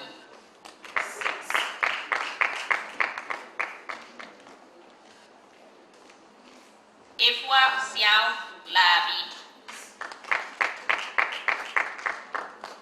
Anastasia Bajiri.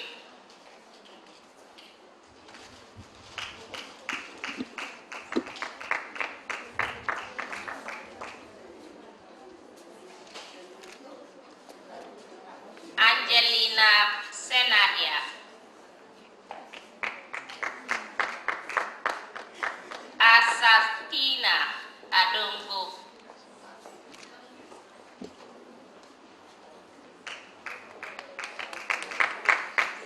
Beatrice J.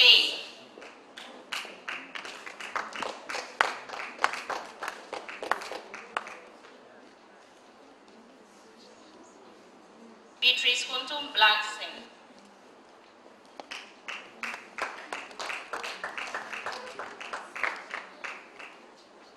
Beatrice N. Nimako.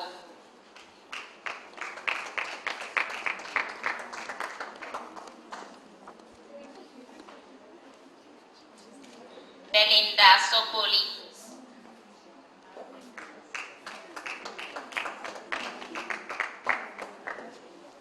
Charlotte Soa.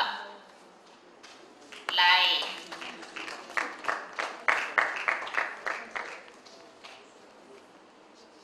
Christiana Yakubu.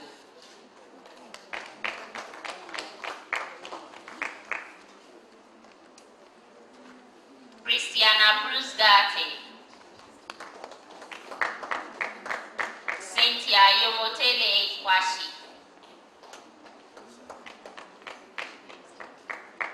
Daniel Da Almeida.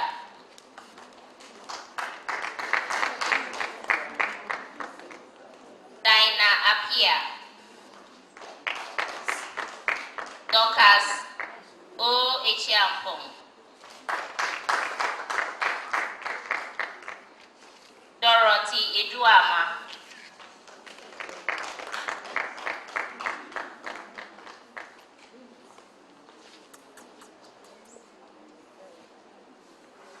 Dorothy Okansi.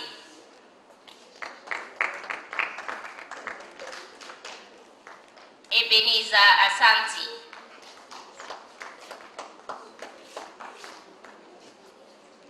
Edem Maniwa.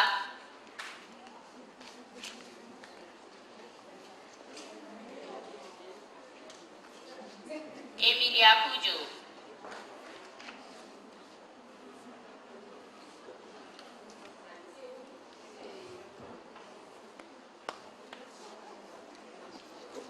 Emilia Obain. Please remember to take your pen drives before you leave. Emmanuel Dapila.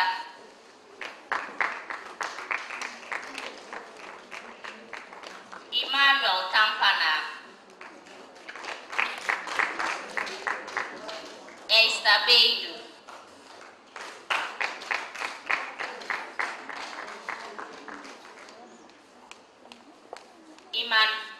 Evelyn Datomo.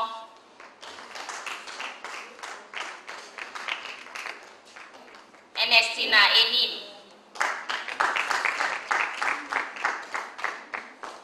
Felicia Adusu, Felicia Gatti, Francis Salia,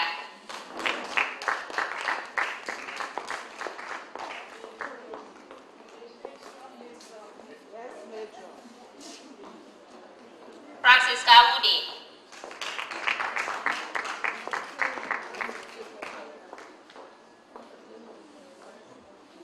Georgina Kisi,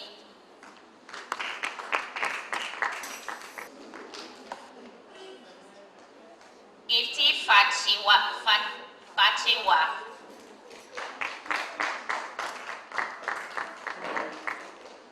Gifty Koto,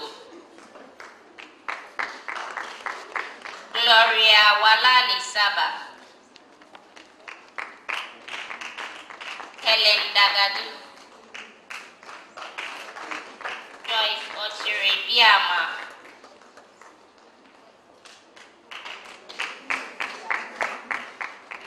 Joyce Ochiribia Odusu,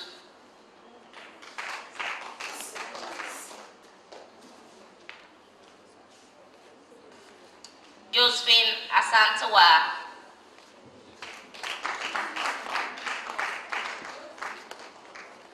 Joyce Kujo,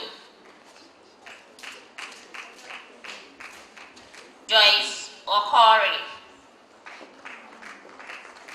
Kofi Atu, Letitia Echampo, Lucy Songotua,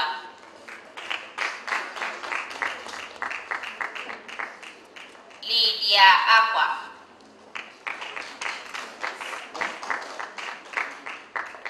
Lydia Owusu Secretary, Margaret Donko,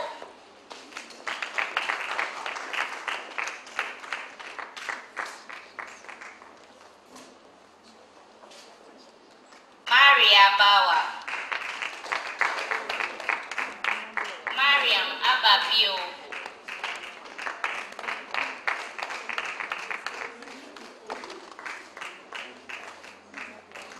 Mary Magdalene Mabia,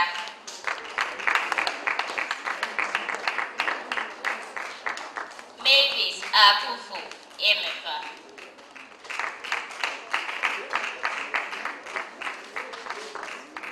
Mavis Okunko Pam, Mercy France, Michael Uredu,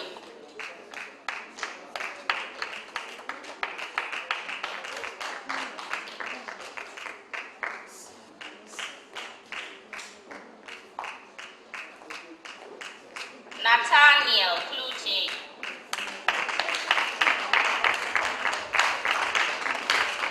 Olga Sokolov,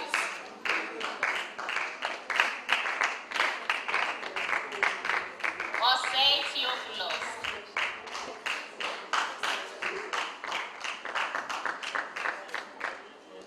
Pascaline Ayrinza, Perpetual Abedro,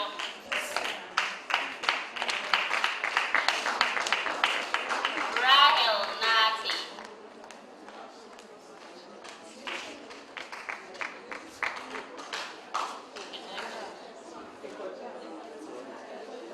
Richmond Bam,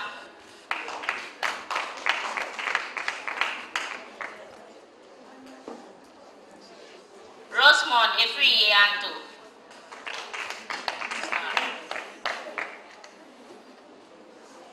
Ruth Colite,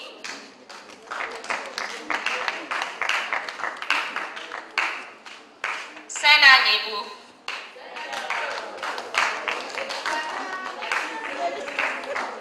Stella Baini,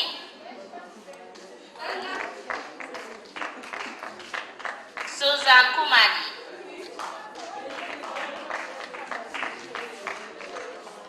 Suk Emmanuel,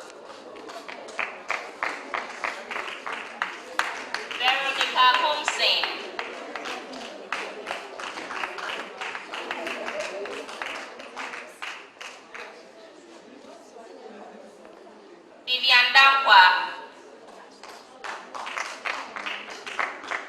afternoon, day 1. The map that's being produced by Group 1 today is a perfect process mapping. Whoa. Well done. You have the technique there. Overview, split it down by what are the bottlenecks, constraints, what are the solutions, who are the key people. You have looked at every aspect and it shows. I very much like the idea that you gave a very good summary that your plans are to increase productivity,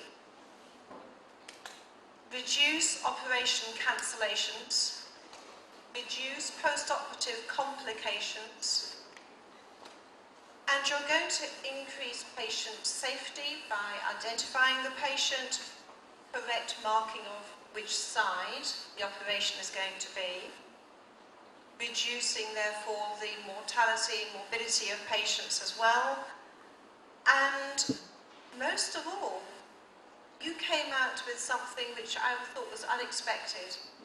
You said, we do all of this, we introduce an assessment for these patients, we reduce cancellations, we increase the throughput in theatres. That is going to give the nursing staff job satisfaction. Fantastic. I have a lecture.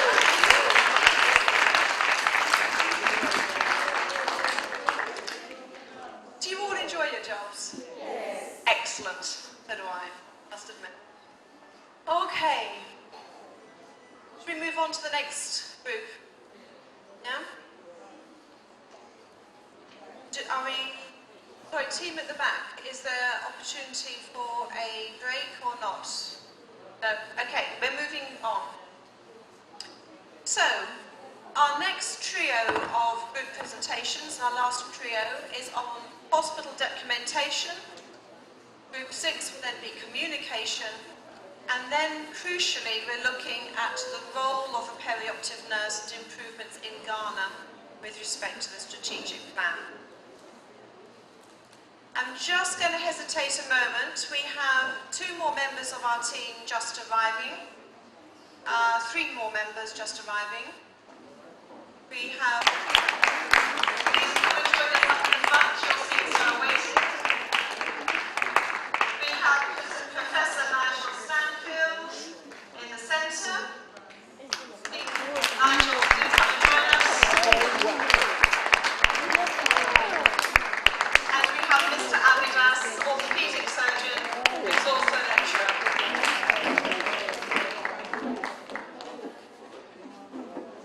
We have just heard 4 presentations. There's some paperwork on the desk which I'm sure you'd like to have a look at shortly. And we're about to lead on with the next 3 presentations. And I'm sure that we can make sure that there's a copy available for everybody. So nobody is going to miss out on seeing these as part of your preparation and your pack that you're going to get from Joel at the conclusion. All of the lecture notes that we have been using are also available. We've given those to Joel already, so he's going to put those onto a memory stick for you. So whether you get those today or not, I don't know. That's down to Joel, and he will advise you all. I gather that there are 127 of you as peri-operative nurses here in Ghana, members of PONGG. Yes. That's a tremendous number and a very impressive number, so well done. Thank you. What I would love to see in the future is maybe if anyone is in the UK in November time. In November, I know it's a lot cooler than here, but the Peri-Operative Association in the UK hold our annual conference. I have it next week, or no, the week after next. So you would always be very welcome to join in.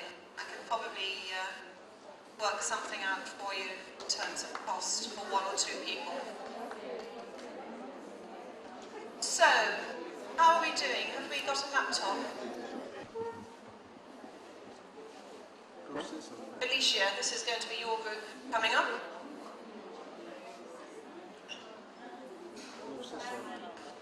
I think that we might be having some role play coming in here, so...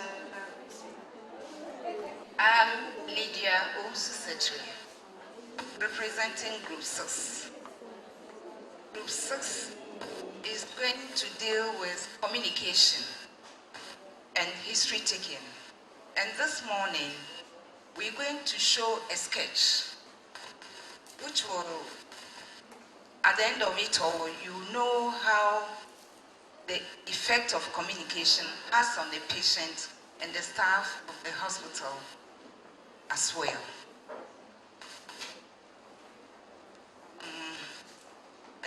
Communication and history taking. The preparations that you do before the interview is important.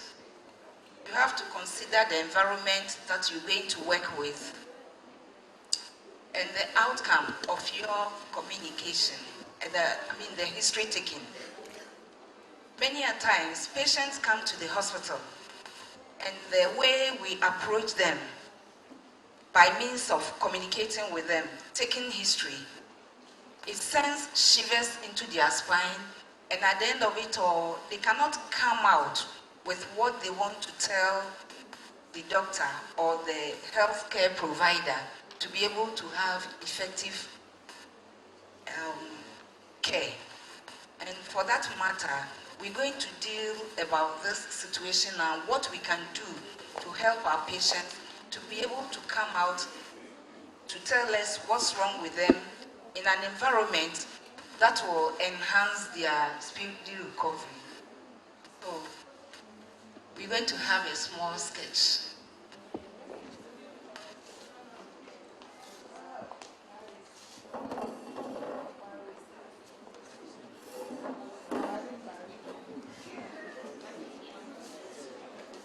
The sketch is about a 26-year-old lady who works at a bank, is newly employed. Wow.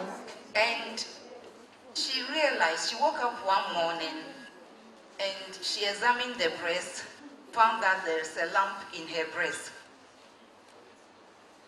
And she went to the hospital because she's had a workshop in her department about examination of the breast. She realized that this lump is not painful, but then she was advised during the seminar that if you see anything of that nature, report to the hospital. So she went to the hospital, and what transpired there, you see through the sketch.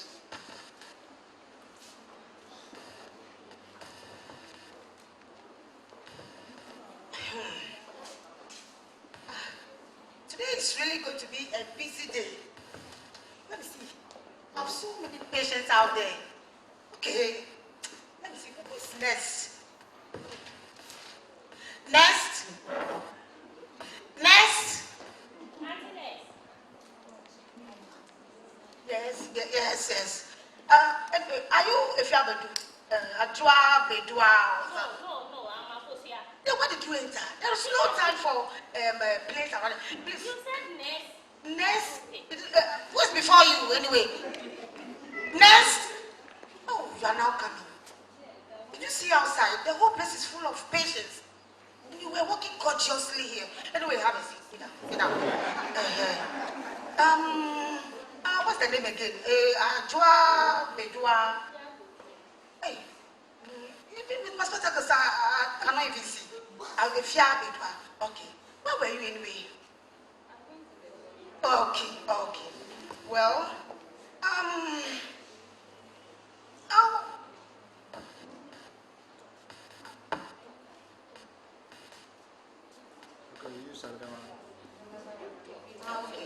Oh, okay. From your records, you are a graduate from University of Ghana and now working with one of the banks. Okay. Now, commercial bank. Okay. How old are you? 26. Okay. And it's a hectic day. relax. Able to. Okay. Good morning. Good morning. Oh, bye-bye. Hey, good morning. Yes, I want to give you a phone. Don't worry. You don't worry. I'm busy with the husband. Wait for me, Dr. Jones' office. Right. Let's go. Be there. I'll start. Yes. Oh, sorry. Where were we? Oh, I'm so sorry. Where were we? You see, you better comport yourself and let's carry on. Are you trying because of conversation or your disease condition you came here with? Anyway, let's continue. Where were we? I'm saying where were we? I'm forgotten. You got your okay. But what's your weight? Your weight? 60 kg. All right. And your height?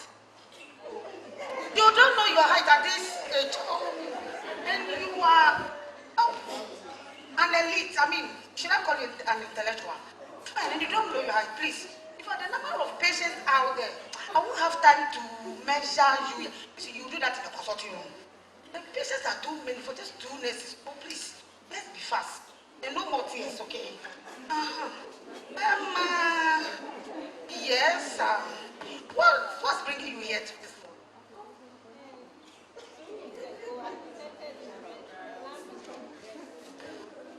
I decided to come to the hospital. I'm just looking at the number of people I've seen. Yes. I said 2 weeks ago, I detected a lump in my breast. Please speak faster. My left breast. You know we don't have a screen even around us. You see the other patients. There's so much noise in the open. Please speak up. I can't hear you. I said 2 weeks ago, I detected a lump in my left breast. What's my So I decided to come to the hospital to check.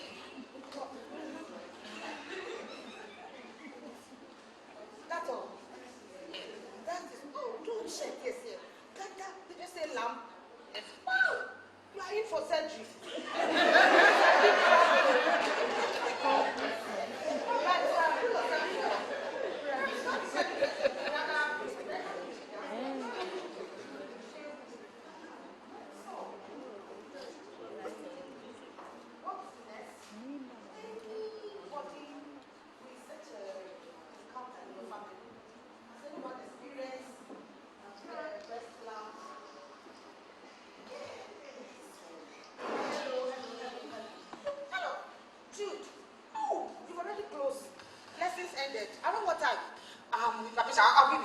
I'll be with you. I'll come and pick you. Mommy is so busy. I will be there. You stay by the school gate. I'll come and pick you. Okay. You carry on. Speak on. I'm listening. All right. I'll be there. Don't say this. I told you that you have anything to bring. Because you have a serious problem here. Surgery. Have you heard of surgery? But it will be tackled. It's so serious, but it will be tackled. I speak the truth. Some nurses will be helping them. I speak the truth. Consider yourself lucky meeting me anyway. Alright, okay. And then your mommy, can I ask you about someone experienced such a thing? And what did you say?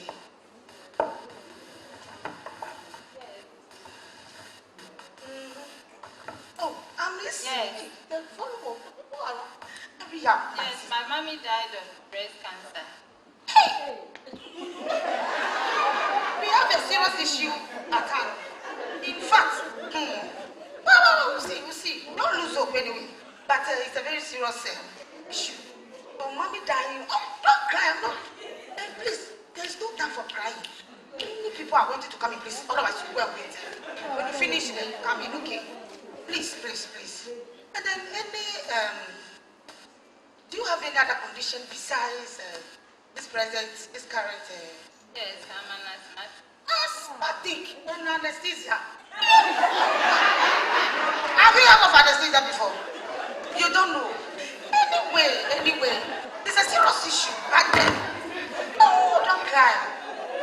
I will relay this message to the anesthetist. I mean, the other thing, so don't worry. But then it's a very serious issue. Getting a lung problem and, well, don't cry.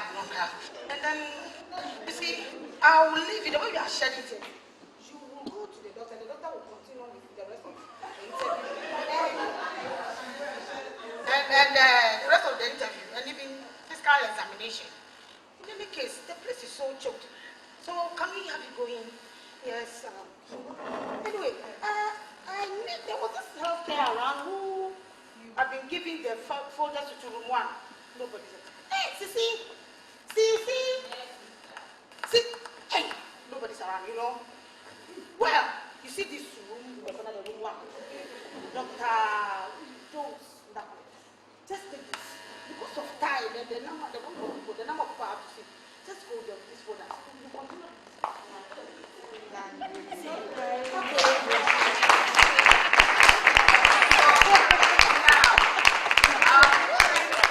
Our patient has been sent to the consulting room. He's been seen by the doctor, and our appointment has been made for the surgery. So she's going to the ward, and there you will see how the ward nurses will receive her and allay her fear.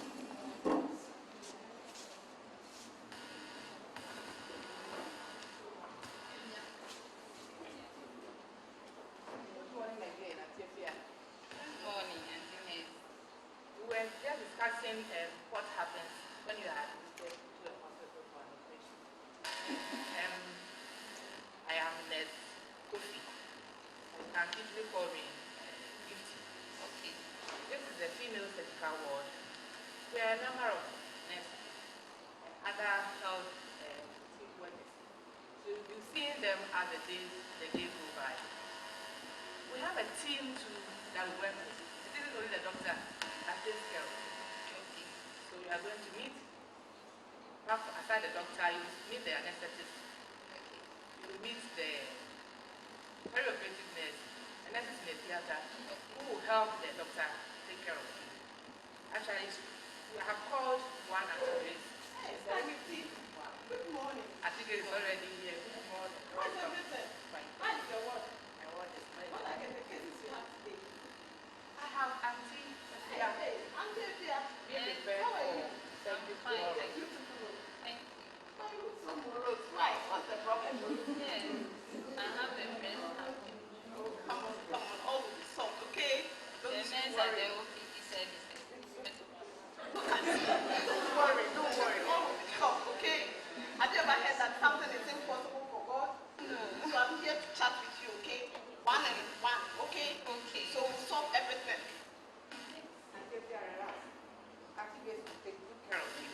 Please, whatever questions you have about operation, ask me. She's ready to give you order. Thank you.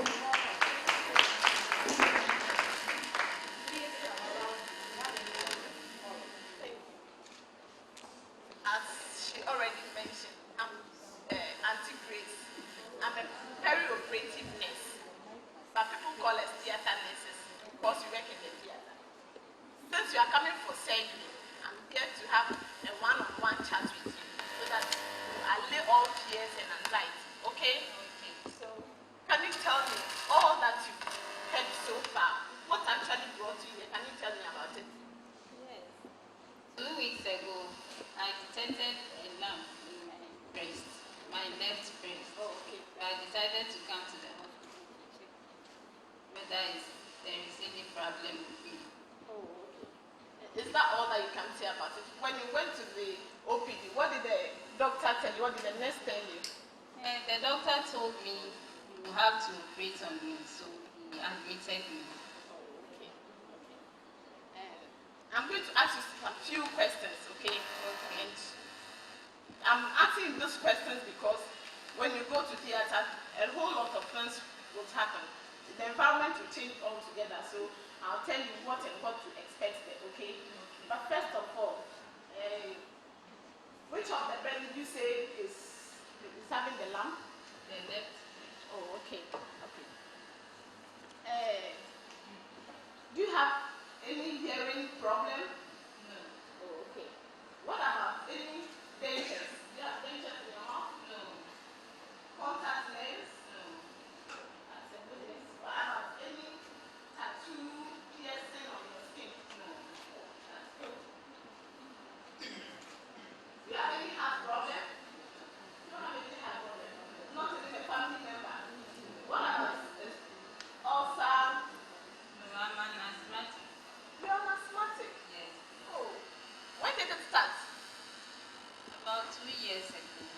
And when it comes like that, what medication do you take? I'm on Ventolin. Ventolin. Do you know the triggering factors? Yes, when I do strenuous work, then I have the attack. Oh, okay. You know, I'm asking all those questions because we were told that you are going to do it. Take a lump out. And it's going to be under local anesthesia. But in case you go inside and there is a problem, you need to be given a general anesthesia where you are to sleep. Then the anesthetist, everybody who is concerned will know what to do at a particular time. Okay? Okay. Good. I want to examine your breast, okay? Thank you.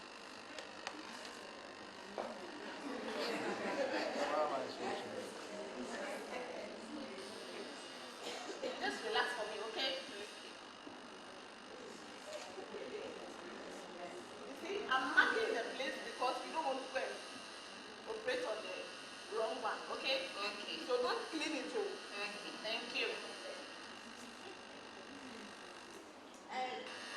Were there discharges? There was no discharge. When actually did you detect the lump? 2 weeks ago, I was examining my breast. Was it before menses or after menses? After menses. But you know something? You normally check before your menses and check after so that you know the state of the breast, whether it started before or after, okay? Okay. Good.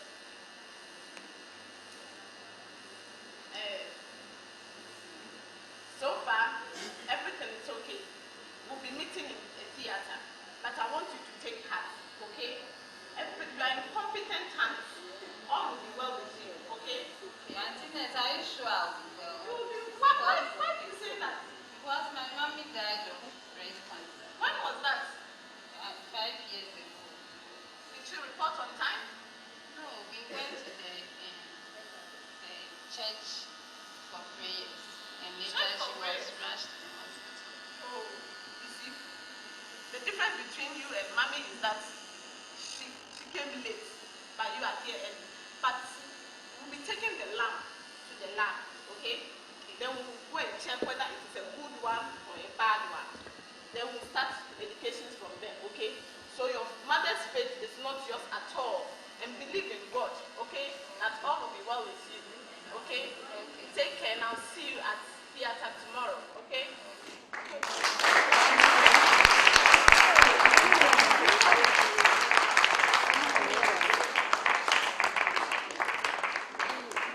Make them comfortable so that anytime there is a problem, they will come to you and knowing that you will help them to solve their problem. They wouldn't hesitate to come and come late as her mother did. Thank you. Thank you, Group 6. Well, as is tradition, up you come. Let's see who you all are. Group 6, up for your photo.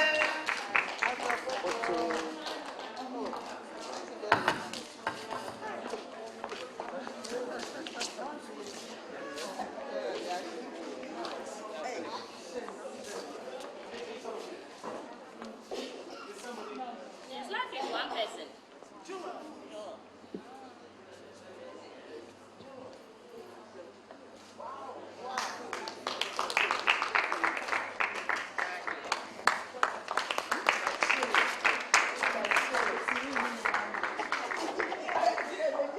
Excellent. We're going to move on to Group 5. We are going to present on hospital documentation, and these are the number of the group members.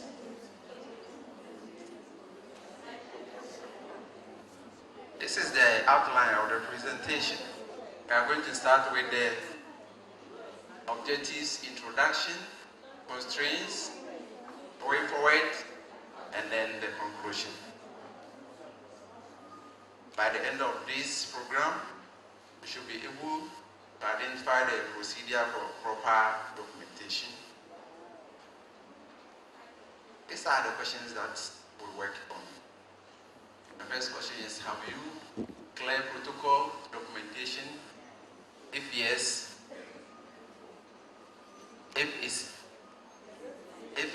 is it updated every 2 years? Then the second question is, who sets the normal parameters for patient preparation? And the next question is there a clear reporting line? And the fourth is, consider the design of your documentation. How can you ensure that you capture all relevant medical information on the patients of comorbidity? And the fifth is there an annual appraisal of competency? And the sixth is, how do you know that everyone is working within their competency? For the introduction, an accurate documentation is very critical, because when you observe a patient or the patient give you his or her symptoms, you should be able to write it on the patient note. We have some benefits of documentation for the patient and then for the health worker. With the health worker or medical personnel, it saves your time, because if your colleague has already written the information about the patient, you have to continue. So it has saved your time. Then it offers the medical professional with immediate notification of the test results.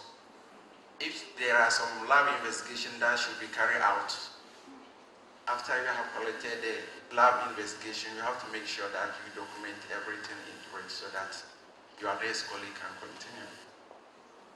Then it also reduces paperwork. If you have observed certain things in the patient, I have to document everything so that the next person too will not try the same thing. Then every access to complete patient care information and administrative data. In case if they need some data about the patient, because you have documented everything, it is easy accessible. Then when you come to the benefit to the patient, because you have got enough information about the patient, it improves your work, because it will let you know whether you are doing the right thing or you are doing the wrong thing based on what was documented. It is also something that authenticates what you have written. In case of a lawsuit, that is what is going to serve as an evidence for you. And it's also improved access to the healthcare services due to better scheduling. Because if maybe you are going to work on 100 patients, you schedule them. You know, today I'm going to operate on 20 patients or 50 patients. And then the things that you need for the basis. The purpose of documentation. For the purpose of documentation, it serves as a communication. The communication group has exhibited certain things, and we were all happy. You saw the next documenting everything. That serves as a document. That serves as a communication, and it is also used as an evidence for the audit. If I've given a medication to a patient, what will show that I've given? If you have not documented, I haven't documented the procedure. And it is also used as for research. If a researcher wants to research on a case and it's written, it's easily accessible.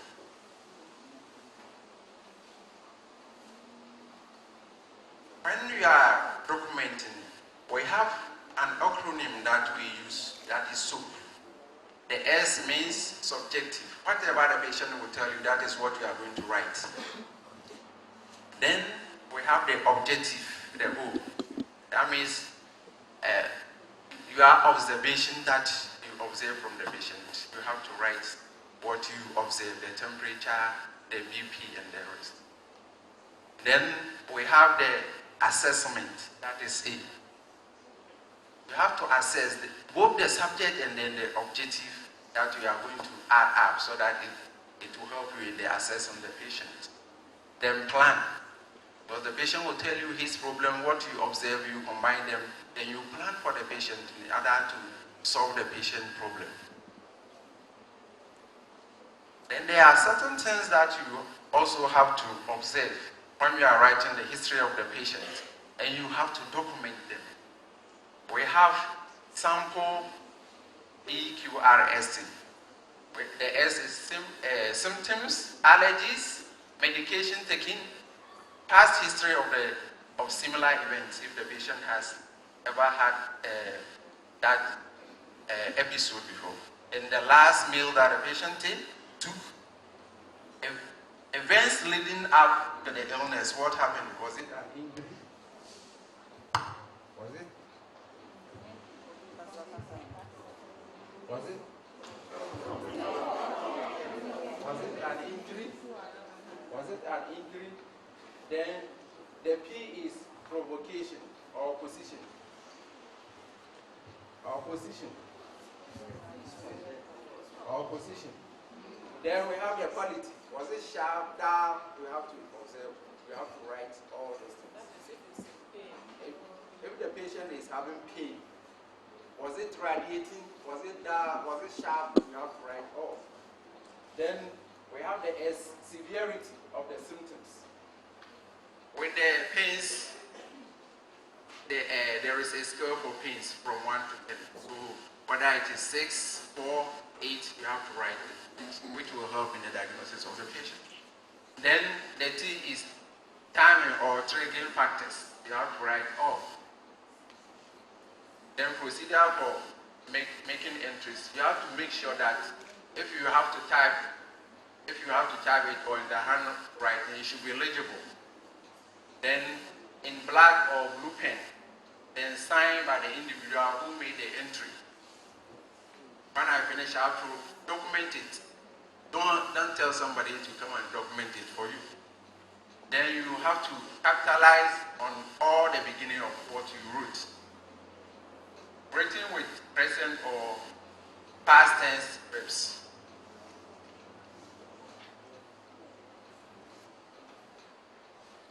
The first question was whether there is a protocol for documentation. Yes, we have a protocol for documentation in our various hospitals. And it is updated annually. We usually meet quarterly or by the end of the year or end of year review. So that if there is any problem, then we bring it out so that we know how to improve upon what happened. Then protocols for documentation. Whenever a patient comes to the hospital, they have to go to the health information office where all the information about the patient will be taken care of on the folder of the patient. Then if he has to undergo operation, he has to be booked. After he has been booked, then the baseline information about the patient on the history, because I already explained something about the soup. You have to consider the soup so that you write everything about the patient.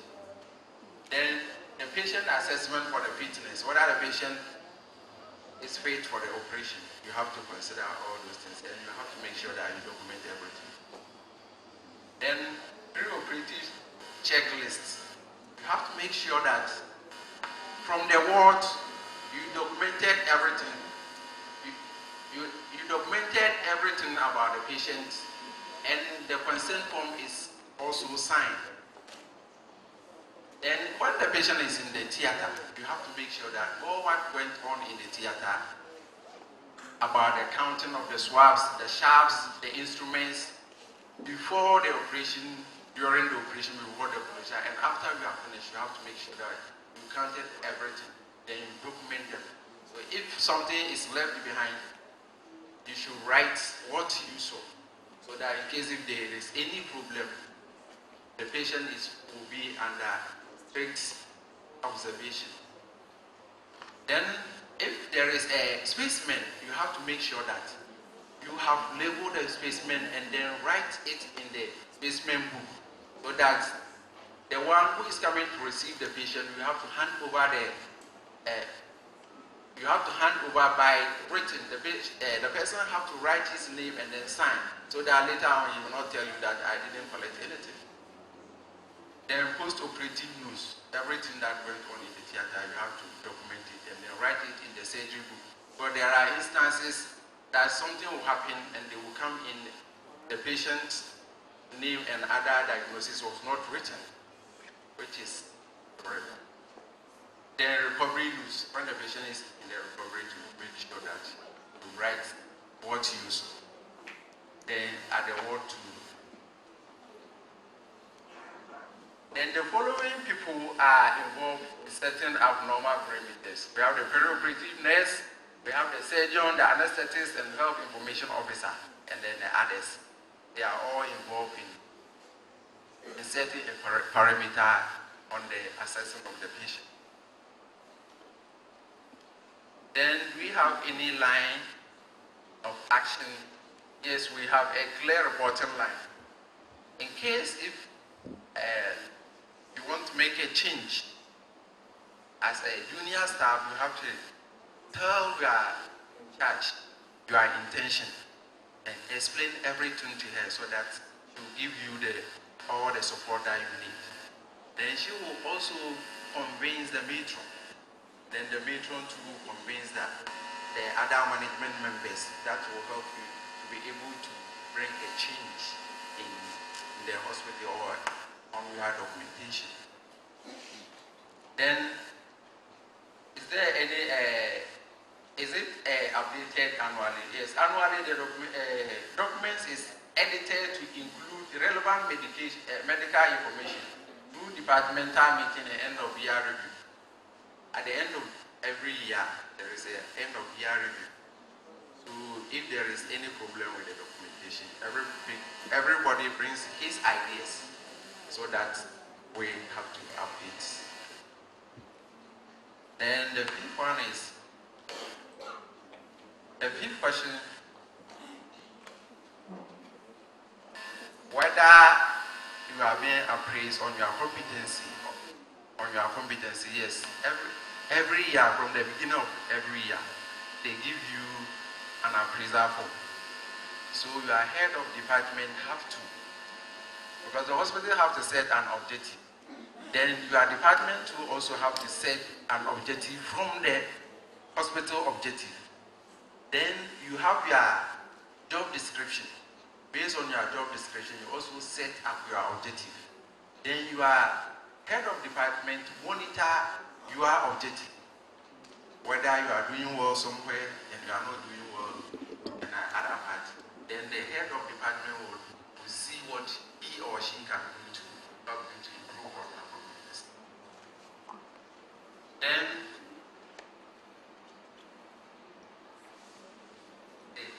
there was another question that says that what are some of the things that you do to know whether somebody is performing his duty or his competency level?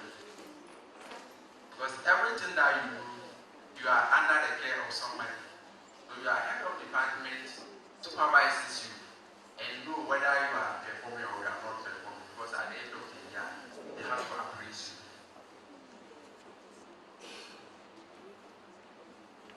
We have the constraints on documentation. 30 of staff, you'll be in one department. You have to do everything. So sometimes you cannot enter all the necessary things that you are supposed to document, which is a very big constraint. The lack of logistics. Sometimes you may not even have a pen to write.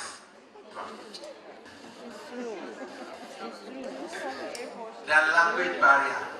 Sometimes a patient can give you a complaint, and how to translate it is another problem. Like somebody will tell you, like you should write something like, alright. Language barrier. What is this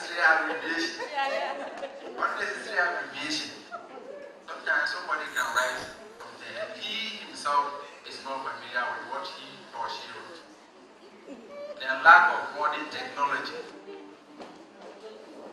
Nowadays, there are other hospitals that are using a health information system for their computers. But the staff are not abreast with time because they don't have the knowledge of computer. So it's a very big constraint. The resistance. You realize that there is new changes about the World Health Organization safety checklist. And somebody will say that, so far as I'm the in charge, and you are my subordinate, you cannot implement anything. So the person will resist, which is very difficult for you to be able to implement it.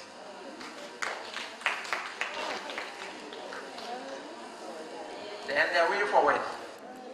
Correction procedure for an entry error.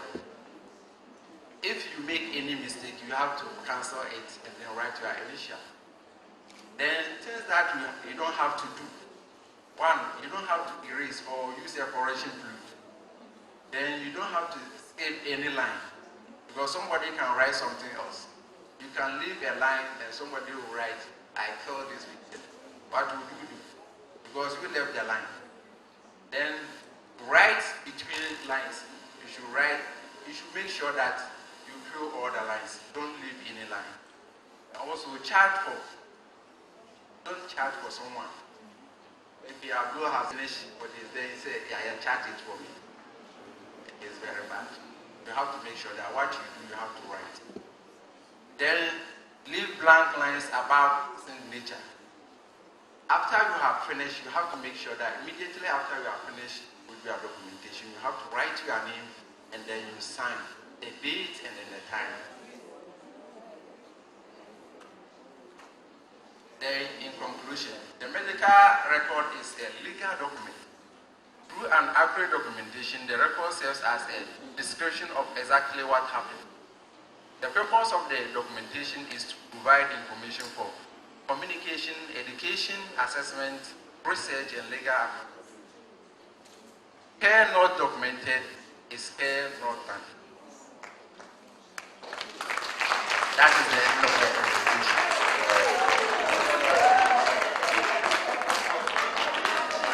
Well done to you. Okay, so you've captured a lot of information there.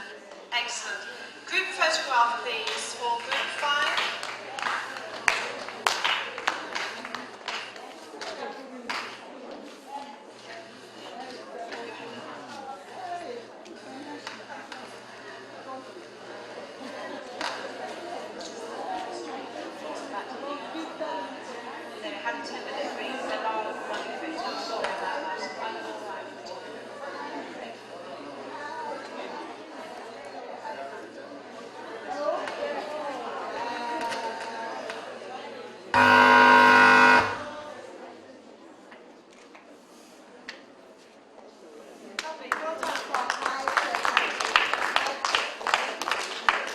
Okay, last but by no means least, because this is a crucial one, we have Group 7, the role of a peri-operative nurse looking at improvements in Ghana, looking at the strategic planning.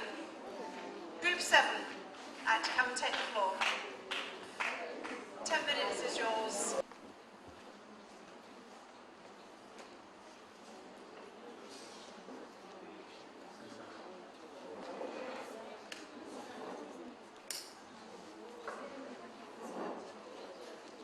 Alright, so our topic is on the role of the peri-operative nurse in healthcare improvement in Ghana. And we have our vision to assume a peculiar identity as a professional health group that will remain in the lead of refreshing members with current surgical practices in order to achieve the 21st century global health agenda of safe surgery, save life. And our main goal is to attain optimal health status after surgery. So we came up with some objectives, and our objectives are: 1, to ensure quality pre, intra, and post-operative care as we normally do, to promote quick recovery, to prevent post-operative complications, advance the interest of the peri-operative nursing profession, enlist the interest and support of members in the improvement and development of the peri-operative nurse, and then to promote peri-operative nursing education and research in Ghana. So these are our objectives.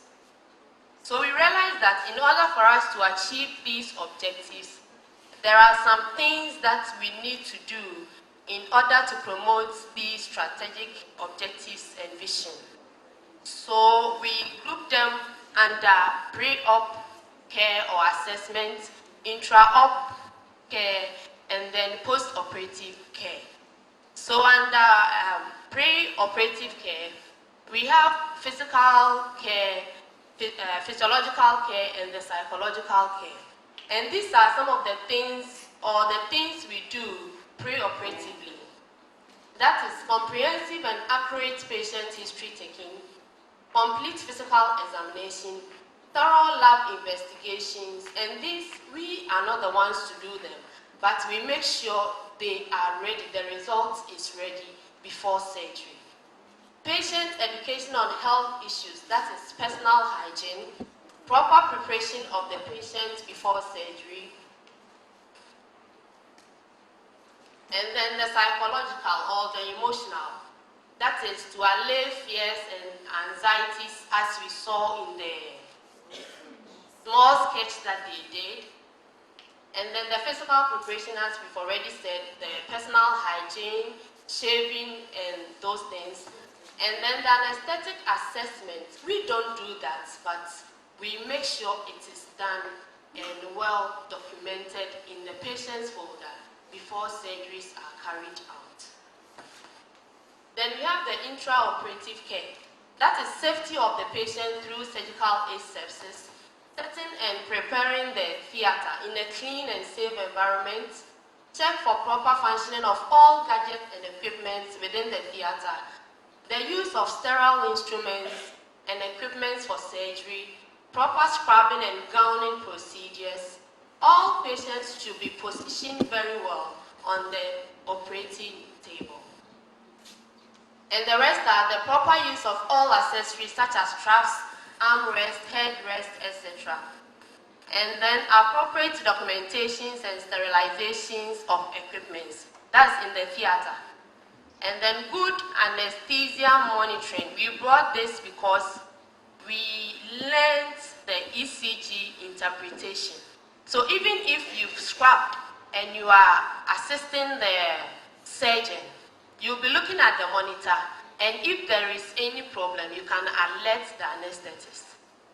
And then we have good homeostasis, documentation of all procedures carried out, and these are done intraoperatively. Then we have the post-operative care, that is ensuring a comprehensive and enhanced recovery, airway management, that is airway assessment for patency, positioning, suctioning, oxygen administration. And then we have monitoring vital signs, the respiration, temperature, pulse, blood pressure, and level of consciousness. Early ambulation, that is we encourage them, and then we also do passive exercises for them. And then we have pain control, that is the giving of analgesia. We have wound care, that is you observe dressing for reinforcement and change of dressing if there are discharges, bleeding from the site. And then nutrition, nail pails, IV fluids if required. And then we realize that peri-operative nurses cannot do this alone, and we need all other stakeholders in order for us to achieve the vision that we earlier on said. So those who need to be involved, that is all stakeholders as I mentioned, the client and significant others, relatives, friends, the community, and then we have Ministry of Health, Ghana Health Services, teaching hospitals, regional and district hospitals, all clinics, the media, politicians, churches, NGOs, community participation, quasi, and as I said, private hospitals, and all those working in the hospital, we've all done process mapping, and we realized that patients don't come to the theater straightforward. They have to pass through the procedure before getting to the theater. So all these people are involved to achieve our vision. Then we realized that to achieve this same vision, we need to have some training. And we are saying that we recommend the training of PON in specialty areas of surgery, such as cardiothoracic, orthopedic, pediatrics, obs and gynae, genitourinary, endoscopy or gadgets and logistics. And then refresher courses as we are doing here, in-service training in our various hospitals, and then exchange programs. So how to proceed? As a body, that is the PON body, we are obliged to pass through the normal case reporting procedure in Ghana. Therefore, we shall write a proposal to the Ministry of Health through the Ghana Registered Nurses Association for consideration and possible implementation.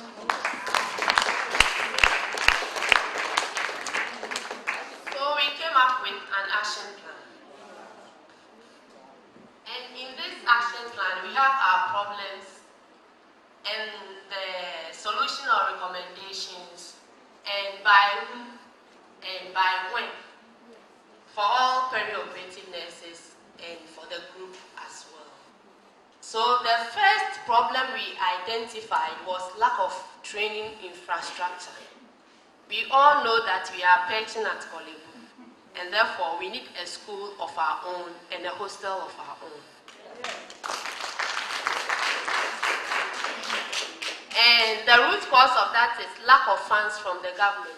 I learned we've been requesting, and they've been rejecting us. So now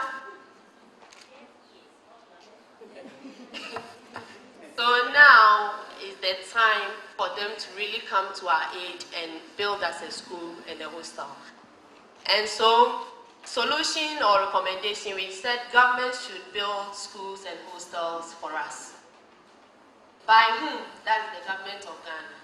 And that will be done through the GRNA, the Ministry of Health, for them to build that school for us. By when? We are targeting December 2012.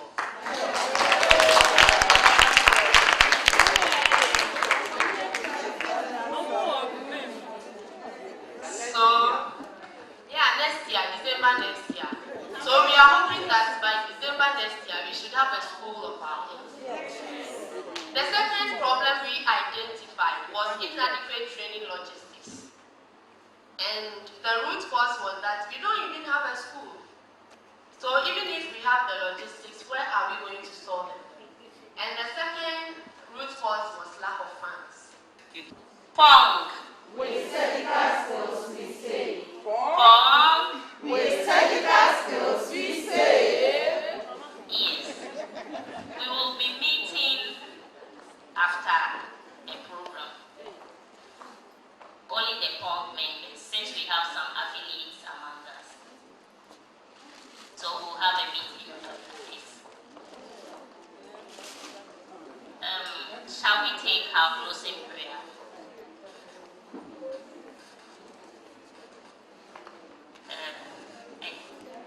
Efua, can you please do us this honor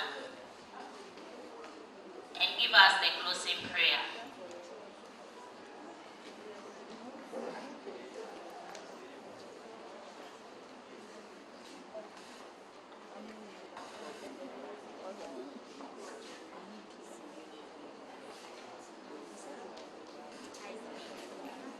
Please, can you be outstanding?